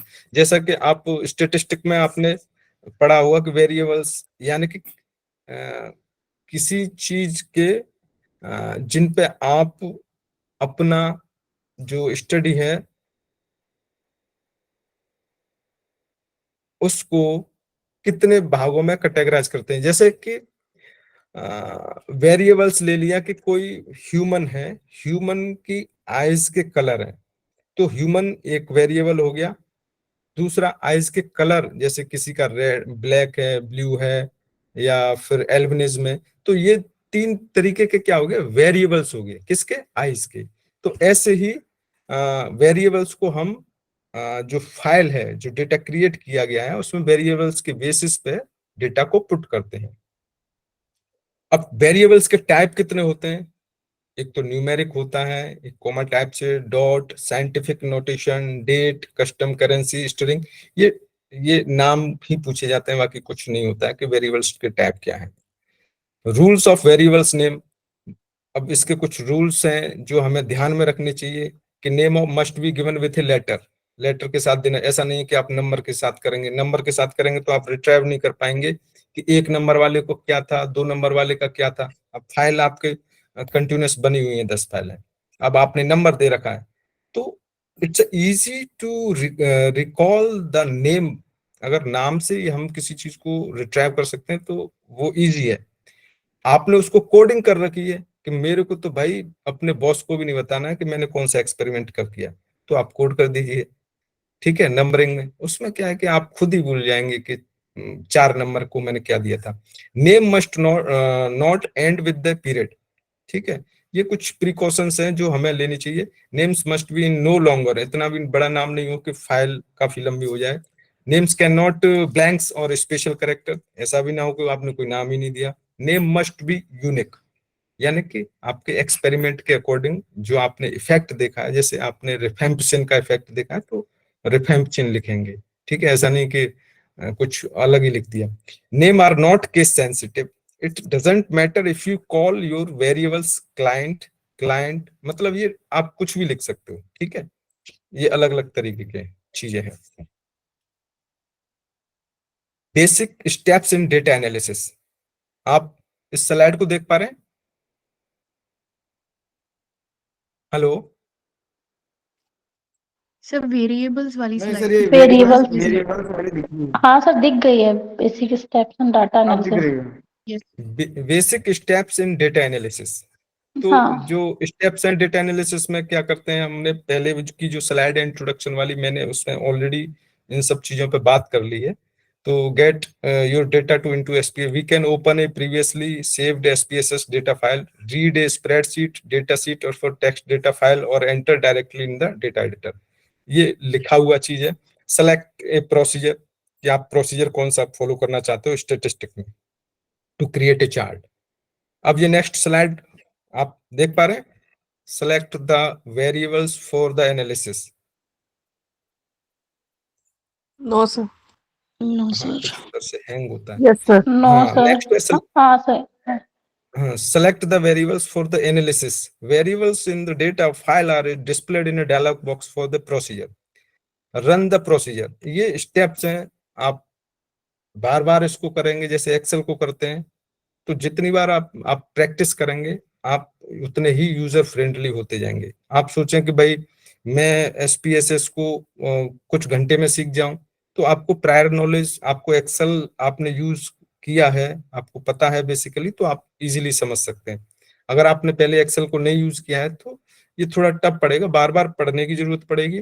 और दूसरा, आपको बार बार कोई भी spreadsheet निकाल लीजिए, डेटा को इधर उधर पुट करिए, अलग अलग ग्राफ बनाइए, तो एक बार आप उसमें यूजर फ्रेंडली हो जाएंगे, ठीक है, ऐसा कोई बड़ी बात नहीं है। स्टैटिस्टिकल प्रोसीजर, अब नेक्स्ट आता है कि डेटा जो हमारा है वो फाइल हमने इंपोर्ट कर ली या फिर हमने टाइप कर लिया डेटा को, अब ये प्रोसीजर नेक्स्ट लेवल पर जाता है जो कि इस पर्टिकुलर प्रोग्राम के या सॉफ्टवेयर की एफिशिएंसी को शो करता है कि हाँ हमने स्टैटिस्टिक लगाया और किया। अभी तक तो जो स्टैटिस्टिक में चीजें हैं वही हो रही थी। तो this procedures availables are, report form में भी कर सकते हैं। डेस्क्रिप्टिव स्टैटिस्टिक, डेटा को मतलब पूरा कि कौन सा टेस्ट कैसे यूज किया क्या।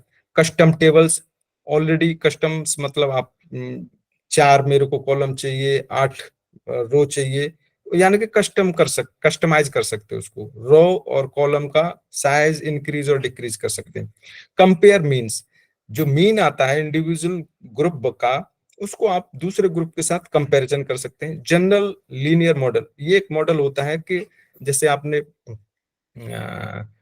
किसी हाइपोथेसिस को टेस्ट करने के लिए कॉन्फिडेंस लेवल चेक करना होता है, तो वो उसी टाइप से जनरल लीनियर मॉडल होता है, ये इसको फॉलो करना होता है। ओके, द प्रोसीजर्स अवेलेबल्स ये हमारा हो गया। अब है ये इसके फंक्शंस क्या हैं, ये आप देख पा रहे हैं कोरिलेशन रिग्रेशन वाला स्लाइड। Yes sir.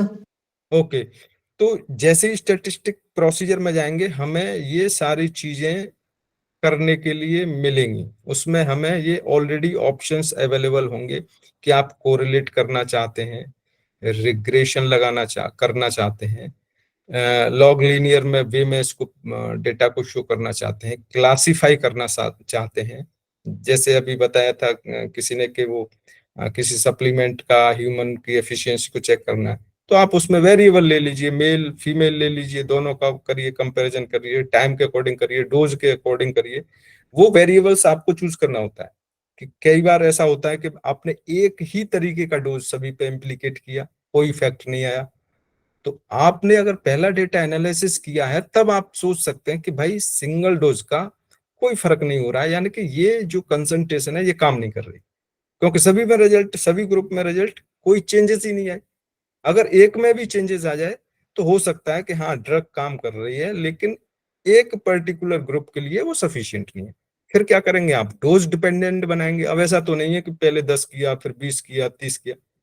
तो आप इस स्टडी को 1 साल में करेंगे, उसके लिए आप 1 महीने में प्लान कर लीजिए। आप 5 ग्रुप बना लीजिए। एक में डोज दीजिए 100 mg, एक में दीजिए 200 mg, एक में 500, एक में 1000। तो आपके 5 ग्रुप हो गए। अब 5 ग्रुप में इफेक्ट देख लीजिए कि कौन से लेवल में, अगर 100 से 200 में कैसा चेंजेस आ रहे हैं, या 200 से 500 में कैसे चेंजेस आ रहे हैं, 500 to 1000 में कैसे चेंज आ रहे हैं। अब आपको ये देखना और सॉर्ट आउट करना है कि भाई 100 to 200 वाला तो इफेक्टिव है, लेकिन ज्यादा डोज देने से भी कोई फर्क उस टाइप से नहीं पड़ा जैसे मैंने डोज को बढ़ाया, तो उसको बोलते हैं डोज डिपेंडेंट मैनर। तो ये सारी चीजें रेक्टिफाई करनी होती हैं, और ये आप बार बार चीजों को पढ़ोगे, पुराने डेटा देखोगे, और स्टैटिस्टिक को जो एक्सपेरिमेंट किए हैं उनमें साथ के साथ लगाएंगे, तो ये सारी अंडरस्टैंडिंग आपको इजीली आ जाती है। प्रैक्टिस से ही आता है सब कुछ। ठीक है, scale, non parametric test, time series, survival, multiple response, ये इसके क्या है, फिजिबिलिटी है एसपीएसएस की। रिपोर्ट्स वगैरह बनेगी, डिस्क्रिप्टिव स्टैटिस्टिक इसमें यूज होगा। ये मतलब ओवरऑल समराइज करेगा इन सब चीजों को। कस्टम टेबल्स में जैसा एक्सेल्स में बनाते हैं उसी टाइप से इसमें बना सकते हैं। फ्लेक्सिबिलिटी रहती है कि इसको बढ़ाएंगे, घटाएंगे, रो कॉलम्स वगैरह के नंबर को बढ़ा घटा सकते हैं। कंपेयर मीन्स, जिस मीन को भी कंपेयर कर सकते हैं। इसमें ज्यादा टाइम नहीं देंगे हम, क्योंकि अभी काफी रिग्रेशन को भी हम एनालाइज कर सकते हैं, लॉग लीनियर को भी कर सकते हैं। ठीक है, ये टेस्ट के टाइप है। क्लासिफाई कर सकते हैं। ठीक है, this provide cluster of a discriminate analysis. आपको मुझे लगता है नहीं हैंग हो गया। हाँ, this provides reliability analysis and multi dimensional scaling, जो स्केल वाला होता है। Non parametric test, this provide non parametric test for one sample और फॉर 2 and paired और इंडिपेंडेंट सैंपल। तो ये काफी जैसे एक तो पेयर्ड टेस्ट होगा, एक नॉन पेयर्ड होगा, एक रिलेटिव पैरामेट्रिक होगा, एक नॉन पैरामेट्रिक होगा। तो ये क्या है, डेटा को कैटेगराइज करने, कैटेगरीज होती हैं। जो मैंने वेरिएबल्स शुरुआत में बोला था कि पैरामेट्रिक है डेटा, नॉन पैरामेट्रिक है, इंडिपेंडेंट है या डिपेंडेंट है, ये चीजें होती हैं। ऐसे टाइम सीरीज, ये टाइम सीरीज को कर सकते हैं। सर्वाइवलिटी को चेक कर सकते हैं। जो ये आप ध्यान रखिए, ध्यान रखना है। आप लोग सुन पा रहे हैं मुझे? Yes, sir. हाँ, तो ये Yes, देखिए, sir. ये सारी चीजें अवेलेबल होती हैं हमारे जो एसपीएसएस वाले में, कि हम इन चीजों को। सर आप हमें सर जैसे we are running short of time, but एक छोटा सा एग्जांपल अगर आपके पास ये सॉफ्टवेयर है तो प्लीज आप हमें बता सकते हैं। जैसे कुछ भी 2 वेरिएबल ले ले आप। ओके ओके ओके, अभी एक create सेकंड। करके, अगर आपकी स्लाइड शेयर हो सकती है तो। हाँ, नहीं, मैंने करके रखा है वो, आप लेकिन आप पहले इसको देखिए। ये सारी चीजें हैं। अब अगर इसमें कोई जैसे custom tables, compare means, general linear model, ये कर सकते हैं। लीनियर मॉडल मतलब एनालिसिस ऑफ वेरिएंस लगाएंगे, कोरिलेशन करेंगे, रिग्रेशन में करेंगे, लॉग लीनियर है। इसमें एक इम्पोर्टेंट चीज थी ये सर्वाइवलिटी को। जैसे आप साइंस के स्टूडेंट हैं तो आप सर्वाइवलिटी चेक करते हैं कि किसी ड्रग वगैरह का, तो प्लीज ध्यान रखिएगा कैपलन मेयर एनालिसिस उसमें यूज होता है, एंड कॉक्स रिग्रेशन। ठीक है, कि एक डोज का हमने ड्रग दिया, 1 महीने बाद 1 माउस मर गया। ठीक है, 10 में से, फिर ड्रग कंटिन्यू किया, कोई नहीं मरा, मतलब 3 महीने तक सारी। तो उसमें सर्वाइवलिटी देखते हैं कि ड्रग का सर्वाइवलिटी कितना है। ठीक है, तो वो किसके थ्रू करते हैं, कैपलन मेयर एनालिसिस बोलते हैं, एंड कॉक्स रिग्रेशन। ध्यान रखिएगा, सर्वाइवलिटी काफी ज्यादा इंपॉर्टेंट हो जाती है। अब ये डिफरेंट फॉर्म है कि ग्राफ्स कौन कौन से होंगे। बार ग्राफ है, लाइन ग्राफ है, एरिया है, ये बार ग्राफ के टाइप है। ये ध्यान रखिएगा, बार ग्राफ में हमेशा ये आप देख पा रहे हैं ये बार ग्राफ को? No sir. No sir. ये देखिए बार ग्राफ देख पा रहे हैं? तो हिस्टोग्राम में क्या, ये गैप जो है आप शो देख पा रहे हैं, जैसे फर्स्ट ब्लू और ये पिंक वाले में ये गैप दिख रहा है, ये बार ग्राफ में गैप हमेशा आता है। जबकि अगर यही हिस्टोग्राम बनाओगे तो हिस्टोग्राम में ये बिल्कुल चिपके हुए होंगे, इनके अंदर कोई भी गैप नहीं आएगा। ठीक है, बार ग्राफ और हिस्टोग्राम में ये डिफरेंस है। दूसरा है ये आप क्या कहते हैं, जो डेटा है उसको लाइन के थ्रू भी रिप्रेजेंट कर सकते हैं कि पर्टिकुलर सेट ऑफ ईयर में ये इंडिविजुअल्स कैसे बढ़ा घटा, तो ये लाइन के थ्रू एक रिलेशन हो जाता है। दूसरा है एरिया चार्ट, एरिया का भी हम एरिया चार्ट भी बना सकते हैं। पाई चार्ट आपने अच्छे से पता ही होगा कि पाई यस सर, चार्ट। एक क्लास हुई थी सर, पाई चार्ट, रडार, वो सब प्लॉटिंग करना बताया था सर, एक क्लास हुई थी। अच्छा अच्छा अच्छा, ओके, तो फिर कोई इश्यू नहीं है। चलिए, ये तो बहुत अच्छी बात है। फिर हम चलते हैं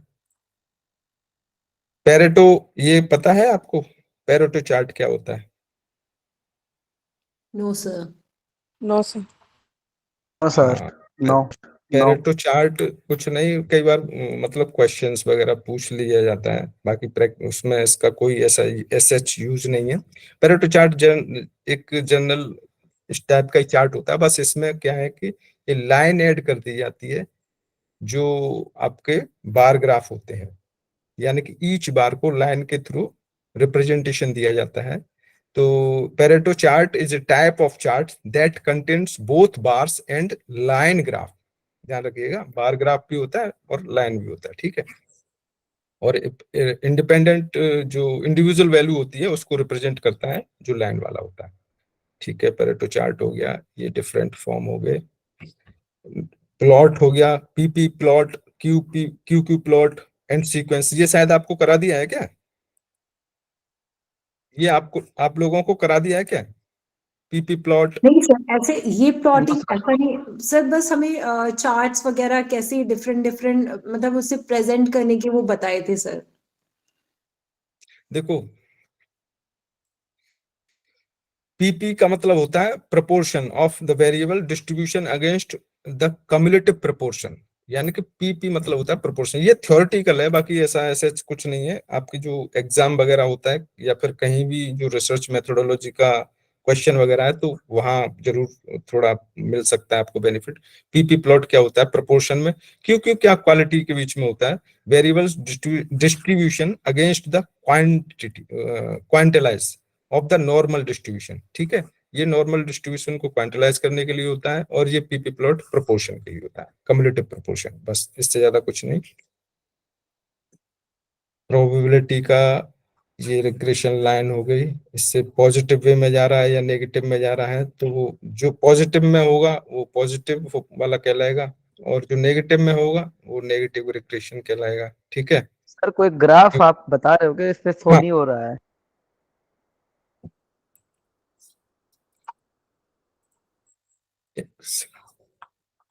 यस सर, अब शो हुआ है ग्राफ। हाँ, नॉर्मल पीवी प्लॉट अब शो हो रहा है सर। हाँ हाँ हाँ, normal PP plot regression standard residual, तो ये रिग्रेशन लाइन है, इसको कैलकुलेट किया जाता है स्टैटिस्टिक में। इसका एक प्रोसीजर है, प्रॉपर मेथड है कि how to calculate the regression line, और फिर इंडिविजुअल वैल्यू है इस रिग्रेशन लाइन से पॉजिटिव में जा रहा है या नेगेटिव में जा रहा है। जैसे ये नेगेटिव में है, तो जो पॉजिटिव है वो पॉजिटिव रिग्रेशन, नेगेटिव में नेगेटिव वाला।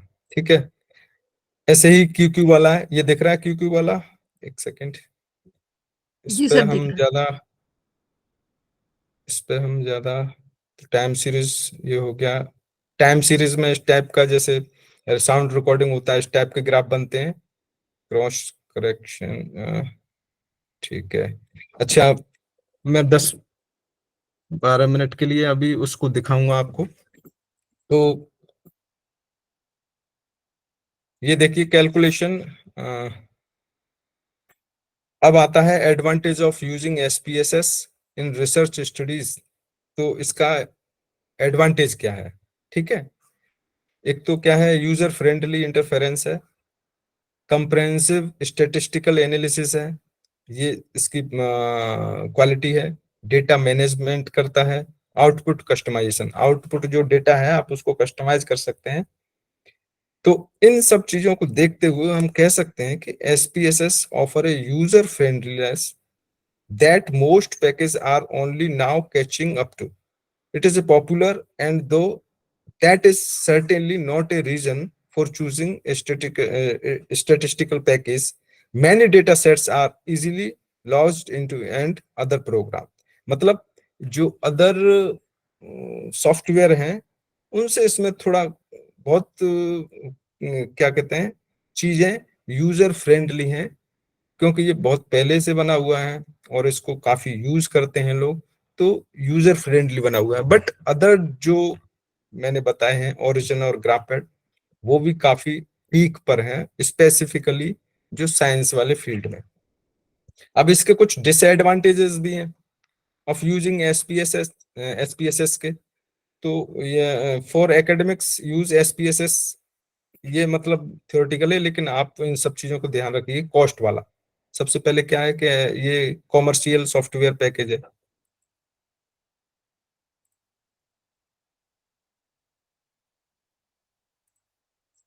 ये कॉमर्शियल सॉफ्टवेयर है, इसके लिए पे करना होता है। दूसरा, limited programming capabilities. Limited programming capabilities होती हैं इसकी, यानी कि जैसे एक्सेल में आपको प्रोग्राम कर सकते हैं, ठीक है, थोड़े बहुत, इतने हाई लेवल पे नहीं कर सकते, लेकिन इनिशियली कर सकते हैं कि आप अपने अकॉर्डिंग सॉफ्टवेयर को मॉडिफाई कर सकते हैं। लेकिन इसमें ऐसा नहीं है। इसमें जो चीज अवेलेबल है, सिंटैक्स में थोड़ा बहुत चेंजेस कर सकते हैं, बाकी प्रोग्राम को मॉडिफाई नहीं कर सकते। Limited support for newer data types.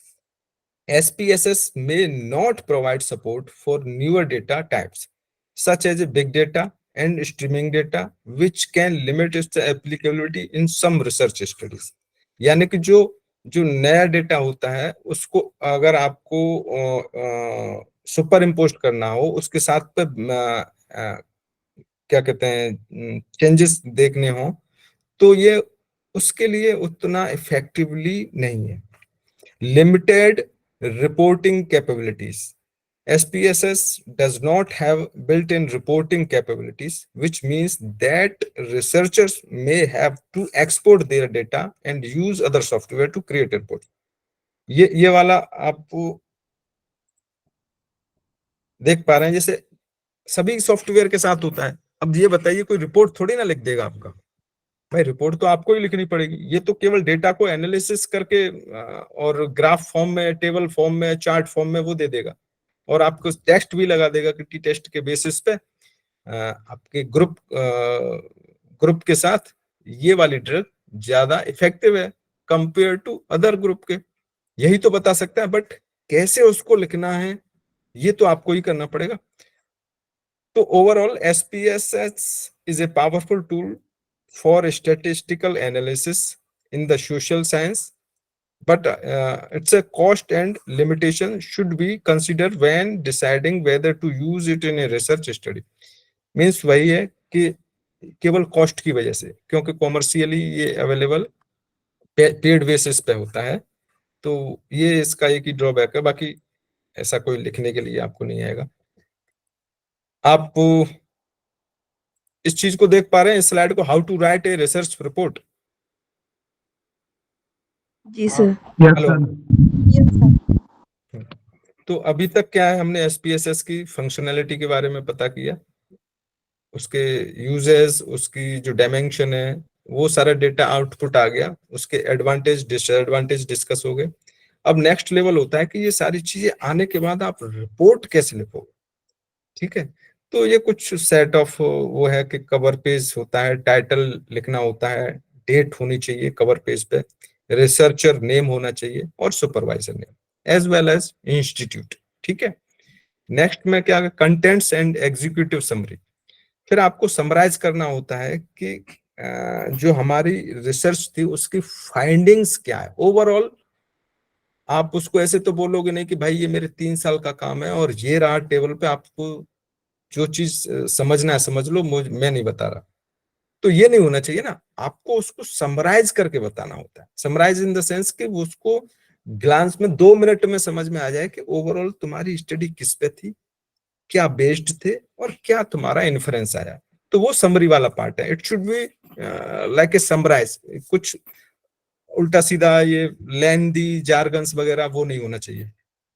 फिर आता है इंट्रोडक्शन. इंट्रोडक्शन में आप प्रॉपर वे में चलिए कि डेटा सोर्स क्या है, एनालिसिस टेक्निक कौन सी यूज की, मेन रिसर्च एम्स क्या है आपके, एम को डिसाइड मतलब अचीव करने के लिए आपके कौन कौन से ऑब्जेक्टिव्स थे. जैसे कोई एम आपने अचीव करना है, उसके लिए आपने 4 ऑब्जेक्टिव बनाए हैं कि पहले मैं मतलब मेल और फीमेल पे इफेक्ट देखूंगा. दूसरा, फिर मैं देखूंगा कि डोज का इफेक्ट चेक करूंगा कि कौन सा डोज ज्यादा यूजफुल है. थर्ड नंबर 1, फिर मैं कंपेयर करूंगा कि मैं अपनी जैसे आयुर्वेदिक ड्रग है उसको एलोपैथिक ड्रग से कंपेयर करना है. एम नंबर मतलब ऑब्जेक्टिव नंबर 3. ऑब्जेक्टिव नंबर 4 होगा कि आप ओवरऑल कंपाइल करोगे कि what is the difference and effect of ancient Ayurvedic drug compare to commercially available current market allopathic drug. तो दोनों एलोपैथिक एंड आयुर्वेदिक के बीच में हमने कंपैरिजन किया. ड्रग्स के बीच में कौन सी जो टॉप ब्रांडेड वाली ड्रग्स अवेलेबल हैं, और उनके कंपैरिजन में आयुर्वेदिक में जिन ड्रग को कंपेयर कर रहे हैं वहां हमें पता है कि केमिकल कंपोजिशन उनके जैसा है, यानी कि सेम है या एनालोगस है.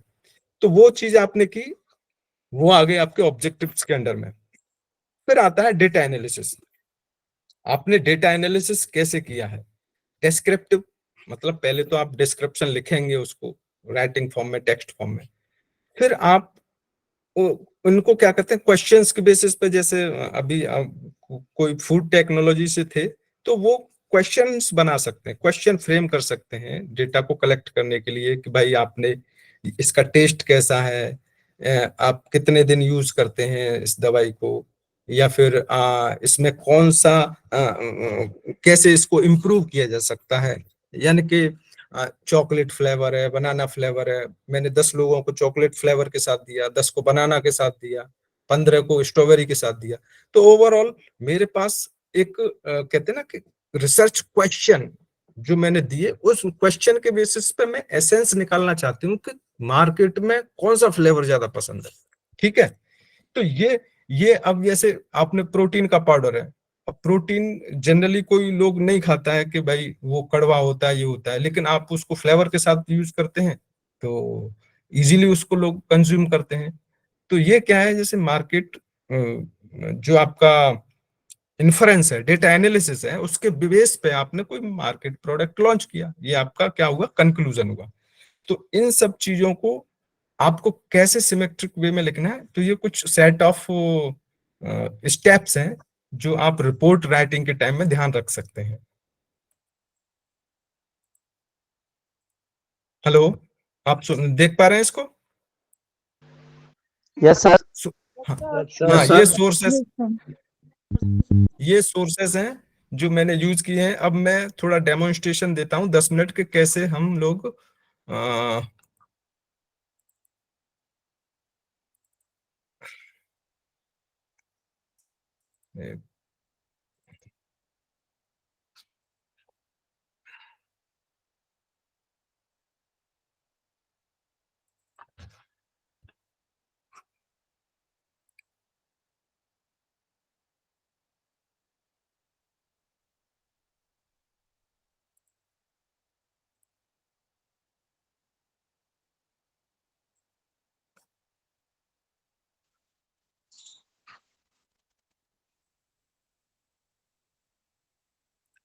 ये आपको दिख रहा है SPSS एडिटर?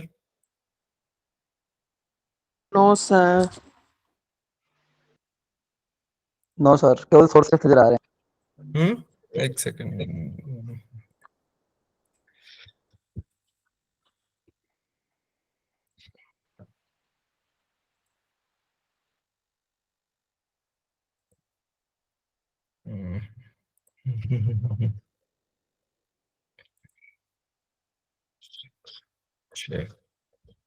अब देख पा रहे हैं आप? तो No, sir. SPSS yes sir दिख रहा है। अब दिख रहा है सर। हाँ, तो ये जैसे आप एसपी हाँ, जैसे आप इसको ओपन करेंगे तो टाइप कर दीजिए, जैसे SPSS या फिर आपके जो इसका जो क्या कहते हैं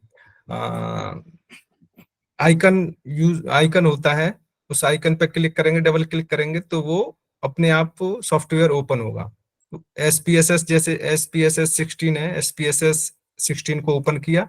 ओपन करने के बाद इस टाइप से ये टेबल फॉर्म में, जैसे एक्सेल वाली टेबल होती है उसी टाइप से ये टेबल आती है आपके सामने। ठीक है, the default window will have the data editor. ठीक है, अब आप इसमें देखेंगे जैसे फाइल है, edit, view, data, transform, analyse, graphs.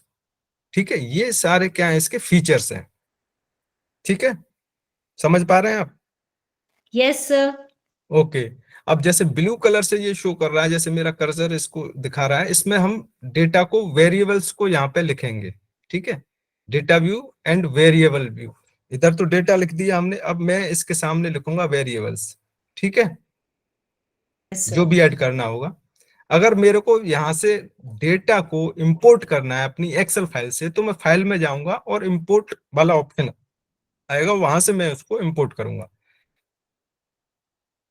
4 तरीके के इसमें विंडो होते हैं। डेटा एडिटर, जो हमने ऑलरेडी अभी पिछले मतलब कुछ देर पहले किया था डिस्कस, कि डेटा एडिटर होता है, आउटपुट व्यूअर होता है, सिंटैक्स एडिटर होता है एंड स्क्रिप्ट विंडो। अब ये डेटा व्यू में देखिए, फाइल, एडिट, व्यू, ये वाला आ गया। डेटा, ट्रांसफॉर्म, एनालाइज, ग्राफ्स, ये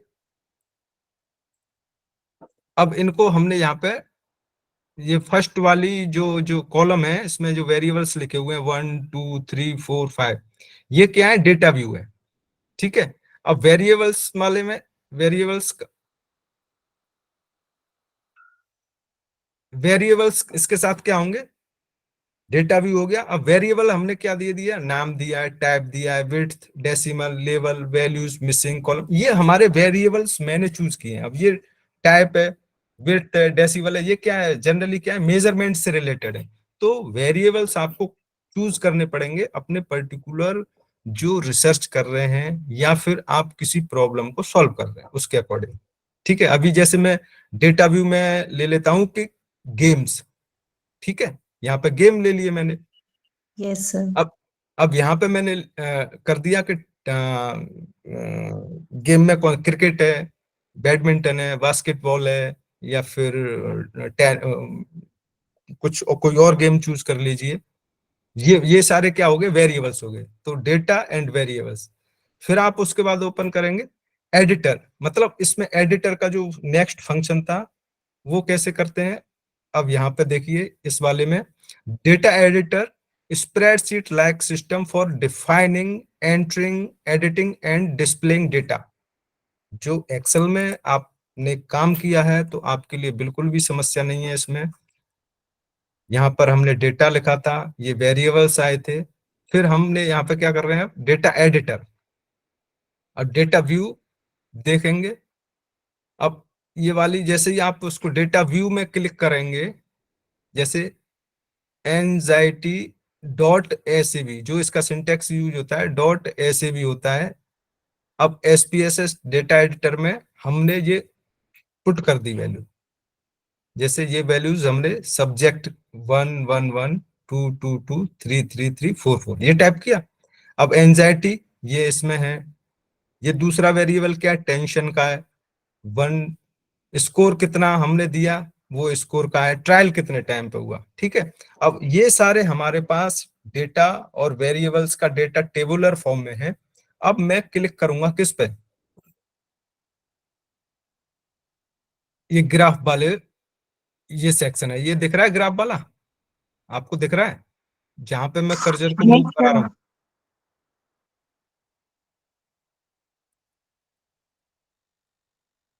ये नहीं दिख रहा है, अब दिख रहा है, ये आप देख पा रहे हैं क्या इसको? यस सर, ये ग्राफ आ गया सर। हाँ हाँ, अब जैसे ग्राफ सर है दिख ना, रहा है। हाँ ग्राफ है ना, ये जैसे मेरा कर्सर मैं इसको मूव करा रहा हूँ, तो ये ग्राफ वाले पे अब क्लिक करेंगे तो ये आपका ग्राफ बन के आ जाएगा रेडी। ठीक है, अब आप इसमें देख रहे हैं कि एरर बार्स नहीं है, कोई कुछ वैसी चीजें नहीं है जो इसकी क्वांटिटी को शो करे, केवल ग्राफ बन गया। ठीक है, ये काउंट है अंडर 25, अंडर 25 से 49, ये मतलब बार ग्राफ बन गया। अब इसमें हमें क्या करना है, पहले तो नाम दे दिया, अब इसमें यहाँ पे इस वाले सेक्शन में देखेंगे इधर आपके राइट हैंड में ये स्टैटिस्टिक यूज हुआ है, एक्टिव डेटा सीट हुई, नोट्स हुआ, टाइटल हुआ। हमने टाइटल दे ही दिया था कि हमने अपने बात की थी कि नाम देना होता है, फिर नोट्स उसको कुछ फॉर्म में लिखा जैसे जाता हमने है। नेम दिया था, टाइटल नहीं, जैसे हमने गेम्स दिया था तो वो टाइटल है। नहीं नहीं नहीं नहीं नहीं, ये SPSS वाला जो हमने पहले वाले PPT में बताया था ना कि हम फाइलों को नाम कैसे देना चाहिए, या वो बता रहे हैं अच्छा, इसमें। वैसा वाला। ये ओवरऑल इस फाइल को हमने नाम दिया कि ये भाई मेरा कुछ एक्सपेरिमेंट है, मैंने जनवरी से जून के बीच में किया। ठीक है, दे दिया आपने 2024 में। अब नोट्स उसमें आपने लिखा है कि भाई मैंने इस ड्रग का ये ऐसे ऐसे यूज किया, और आपने उस चीज को इसमें पुट कर दिया। फिर एक्टिव डेटा सीट, फिर स्टैटिस्टिक। अब आप इसमें स्टैटिस्टिक पे जैसे ही क्लिक करेंगे तो डेटा आपका ऑलरेडी आपने उसमें पुट कर रखा है, फिर वो इस टाइप का आपको ये जनरेट होगा। अगर आप चाहते हैं कि मेरे पास वेरिएबल भाई ये कम है, वैसे तो 256 तक आप बढ़ सकते हैं इसमें, जो ये वाली शीट ने, अगर फिर भी आपको ऐड करना है तो यहाँ से ये एक क्लिक, जो मैं कर्सर बता रहा हूँ, ये जो 3 चीजें दिखाई गई हैं रेड एरो से, 1 2 और 3, यहाँ से आप इनको मॉडिफाई कर सकते हैं, बढ़ा सकते हैं, इंक्रीज कर सकते हैं और डिक्रीज भी कर सकते हैं, और डेटा को यहाँ पे फाइल इंपोर्ट भी किया जा सकता है। ठीक है, तो ये सारी चीजें वही एज इट इज हैं जो एक्सेल में थी। अब क्या हुआ यहाँ पर, द जो सिंटेक्स में क्या एडिटिंग फॉर्म में होती है, आपको थोड़ा बहुत माइनर चेंज करना है, सिंटेक्स में लिखना है, तो ये क्या है, मैंने बताया था वर्ड पैड और नोट पैड की तरह यूज कर सकते हैं, और ये क्या टेक्स्ट फाइल होती है। तो टेक्स्ट फाइल में आप इस डेटा के बारे में या फिर थोड़ा बहुत चीजें हैं उनको आप यहाँ पे लिख सकते हैं। ठीक है, जैसे script level constant declaration, concentration of CDN as string SAV, consent see output, ये मतलब सिंटेक्स है, इस पे आप ज्यादा इतना फोकस ना करें। फिर आता है नेक्स्ट लेवल का दिस वीडियो, जो व्यू वाला सीट है, डेटा का आप व्यू कैसे करेंगे। This seat is visible when you first open the data editor and this seat contains the data. ठीक है,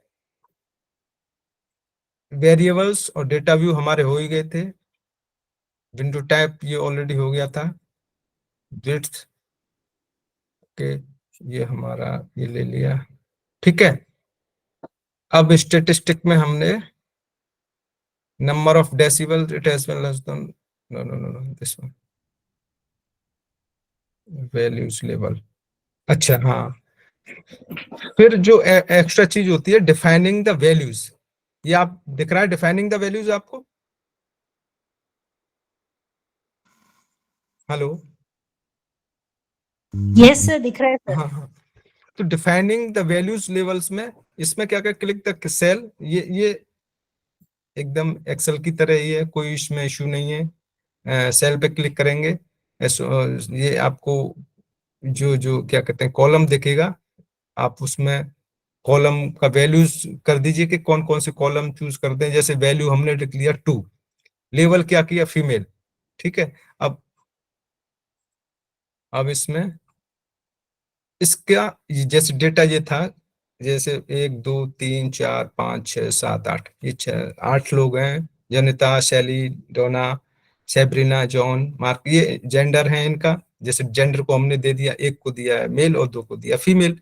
हाइट इनका कितना है, 5.4 5.3 5.6 डिफरेंट ये है। ठीक है, तो इसके बेसिस पे अब हमने ये सारी चीज कर दी। अब इसको हमने जो वेरिएबल्स में हमने लिखा, टाइप कैसा था, स्ट्रिंग, ठीक है, नेम, जेंडर वाला स्ट्रिंग, विड्थ कितनी है, डेसिमल्स, लेवल, वैल्यूज। अब वैल्यूज में यहाँ पे हमने एक को क्या कर रखा है, मेल, और दो को क्या कर रखा था, फीमेल। अब ये वाला हमने यहाँ पे डेटा मिसिंग वाले में हमने कुछ नहीं लिखा है अभी। अब इन सब चीजों को हम यहाँ पे फिर लिखेंगे, वैल्यूज, एक को मेल किया है, दो को फीमेल किया, कोड दिया है यहाँ पे, ठीक है। तो अब ये वैल्यूज यहाँ पर डेटा व्यू में आप शो करेंगे, तो देखिए कंफ्यूजन है सर, इसमें डाटा व्यू वाला जो स्लाइड है वो अलग से खुल रहा है और वेरिएबल वाला आप अलग से ओपन कर रहे हैं क्या? नहीं नहीं नहीं नहीं, दोनों एक साथ चलते हैं भाई। आप एक्सेल में अच्छा, काम किया है आपने? हाँ जी, ये प्रेजेंटेशन फॉर्म में आ रहा है ना, इसलिए हम लोग कंफ्यूज हो रहे हैं। वो एक एक स्लाइड कभी ऊपर हो रहा है कभी नीचे।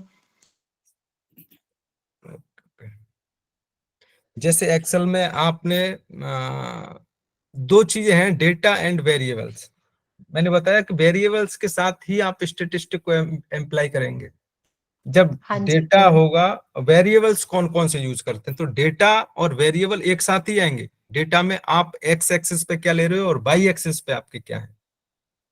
जैसे एक्स एक्सिस पे लिख रखा है टेम्परेचर और वाई पे लिख रखा है कि इंक्रीमेंट, कि मॉर्निंग आवर्स में कितना टेम्परेचर है, आफ्टरनून में कितना है और इवनिंग में कितना है। तो तीन वेरिएबल्स हो गए, मॉर्निंग, आफ्टरनून एंड इवनिंग, ठीक है। यस सर, डेटा किसका हुआ, केवल टेम्परेचर का। टेम्परेचर का।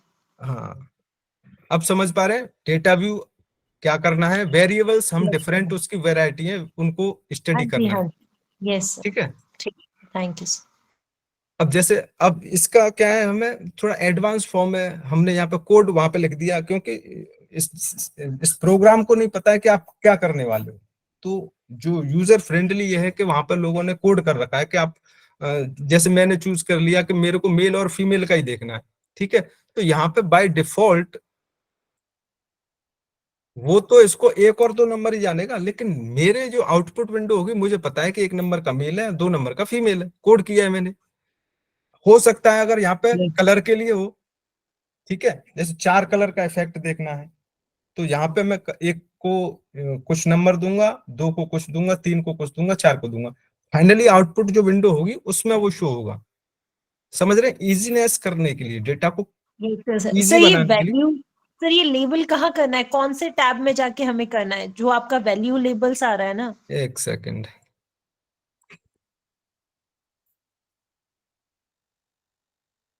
ये विड्थ डेसिबल लेवल। हाँ सर, अभी क्लियर हो गया। हाँ, ये देखिए, इसको जितनी बार आप बार बार, जैसे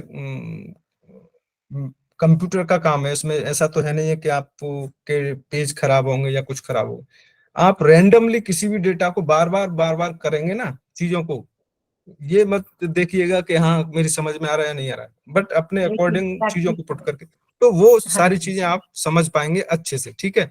अब इसमें ये सारे डेटा पुट करने के बाद अब ये फाइनल डेटा मतलब रिफाइन हुआ इसमें, किसमें, जो हमने नाम दिए थे, ये मेल और फीमेल वाले कोड दिए थे, हाइट इनकी ये दी थी। अब सेविंग द डेटा, जो मैंने बताया था कि सेव फॉर्म में, यहाँ पर आप इसका SAV जो फाइल सिंटेक्स होता है वो SAV करके आप इसको सेव करेंगे। सॉर्टिंग द डेटा,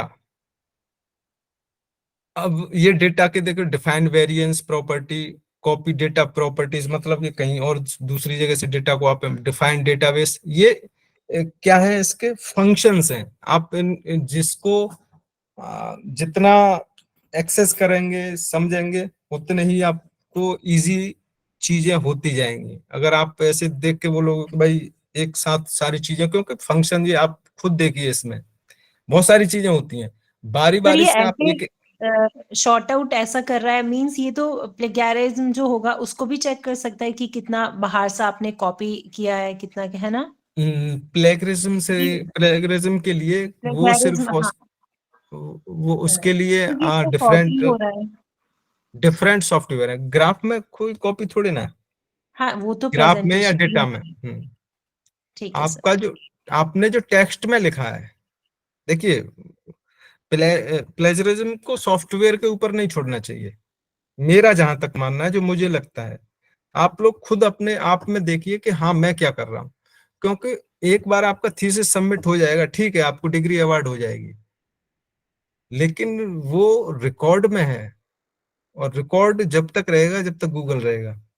यानी कि इवोल्यूशन के नेक्स्ट जब फॉसिल्स वगैरह मिलेंगे ना तब भी आपका डेटा मिल जाएगा।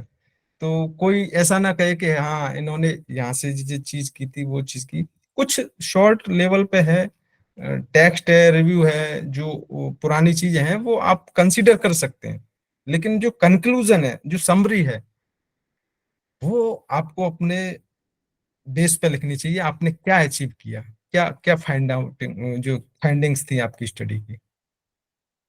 तो किसी दूसरे पे या सॉफ्टवेयर पे ना करके अपनी उसमें देखना है कि हाँ हमें ये चीज किस तरीके से करनी है।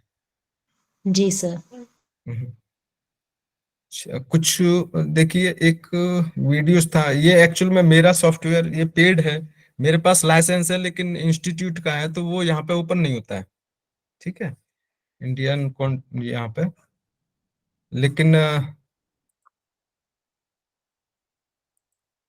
एक है,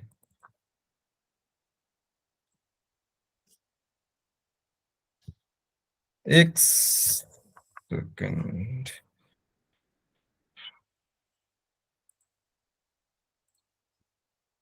हम्म,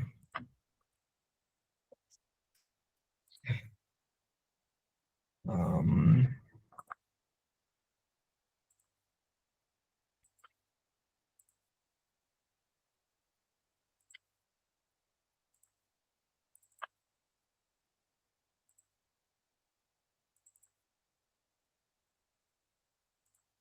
ये आप देख पा रहे हैं क्या इसको, ओरिजिन वाले को? Yes sir. ये देखिए, ओरिजिन का Yes, ये sir. शॉर्ट वीडियो, ठीक है, एसपीएसएस का नहीं है लेकिन ओरिजिन का ये।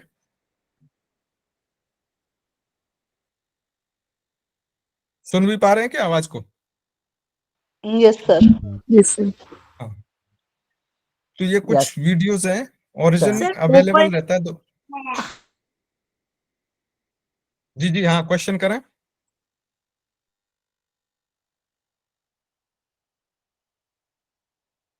सर ये बस स्लाइड पे वीटी इंट्रोडक्शन टू ओरिजिन इतना लिखा आ रहा है, ओपन नहीं हो। ओपन नहीं हो रहा। हम्म। आप इसको क्या कहते हैं, कॉपी कर लीजिए और यूट्यूब पे इसको थोड़ा वो करिएगा, ठीक है, इजी वे में इसको दिखाया गया है, और सेम एज एसपीएसएस है। अगर आपके किसी के पास एसपीएसएस का एक्सेस हो तो आप वो कर लीजिएगा।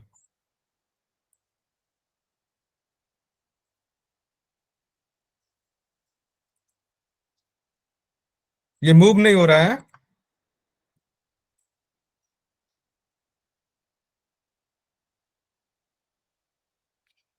ये दिख सर रहा है हम कि लोग नहीं दिख रहा सर्च करने की कोशिश करेंगे सर, वो ओपन तो नहीं हुआ है। है? कुछ इश्यू चल रहा है इसमें, पता नहीं। मैं ये क्या कहते हैं, स्क्रीन हैंग हो रही है सर आपकी। हाँ हाँ, स्क्रीन हैंग हो रही है, क्योंकि मेरा नेटवर्क तो इधर ठीक है, हो सकता है कुछ इशू हो। मैं ऐसा है, इसका जो लिंक है आपको शेयर कर देता हूँ, तो आप इसको, ग्रुप में डलवा दो सर। हाँ हाँ, तो इसका ध्यान रखिएगा, जो सब्सक्रिप्शन है पहले तो यूट्यूब पे अच्छे से इसको विजिट करिएगा बार बार, ठीक है, और एक्सेल में आप उसके साथ अपने आप को वो करिए, मतलब प्रैक्टिस।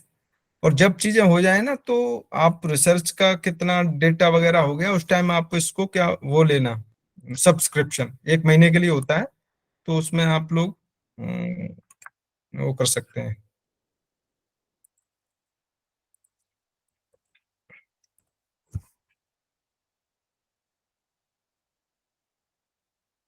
ये मिल गया क्या आपको, ग्राफेड यूट्यूब ये लिंक है?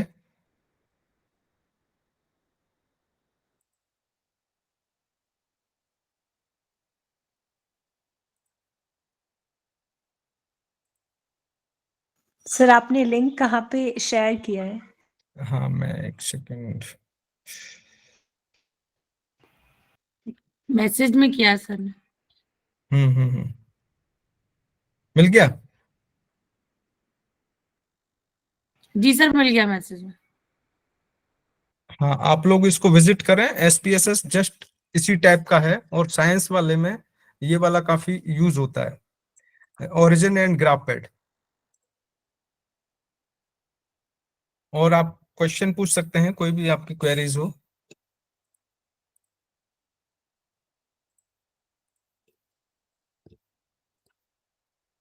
हाँ, किसी को कोई क्वेश्चन पूछना है?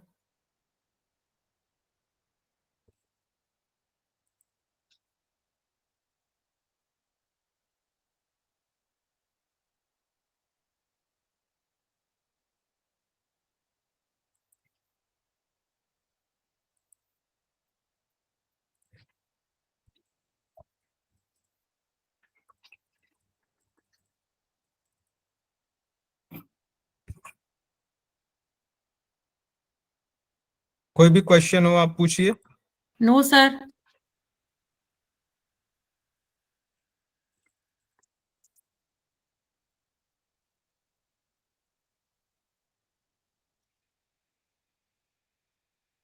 So we have another class here.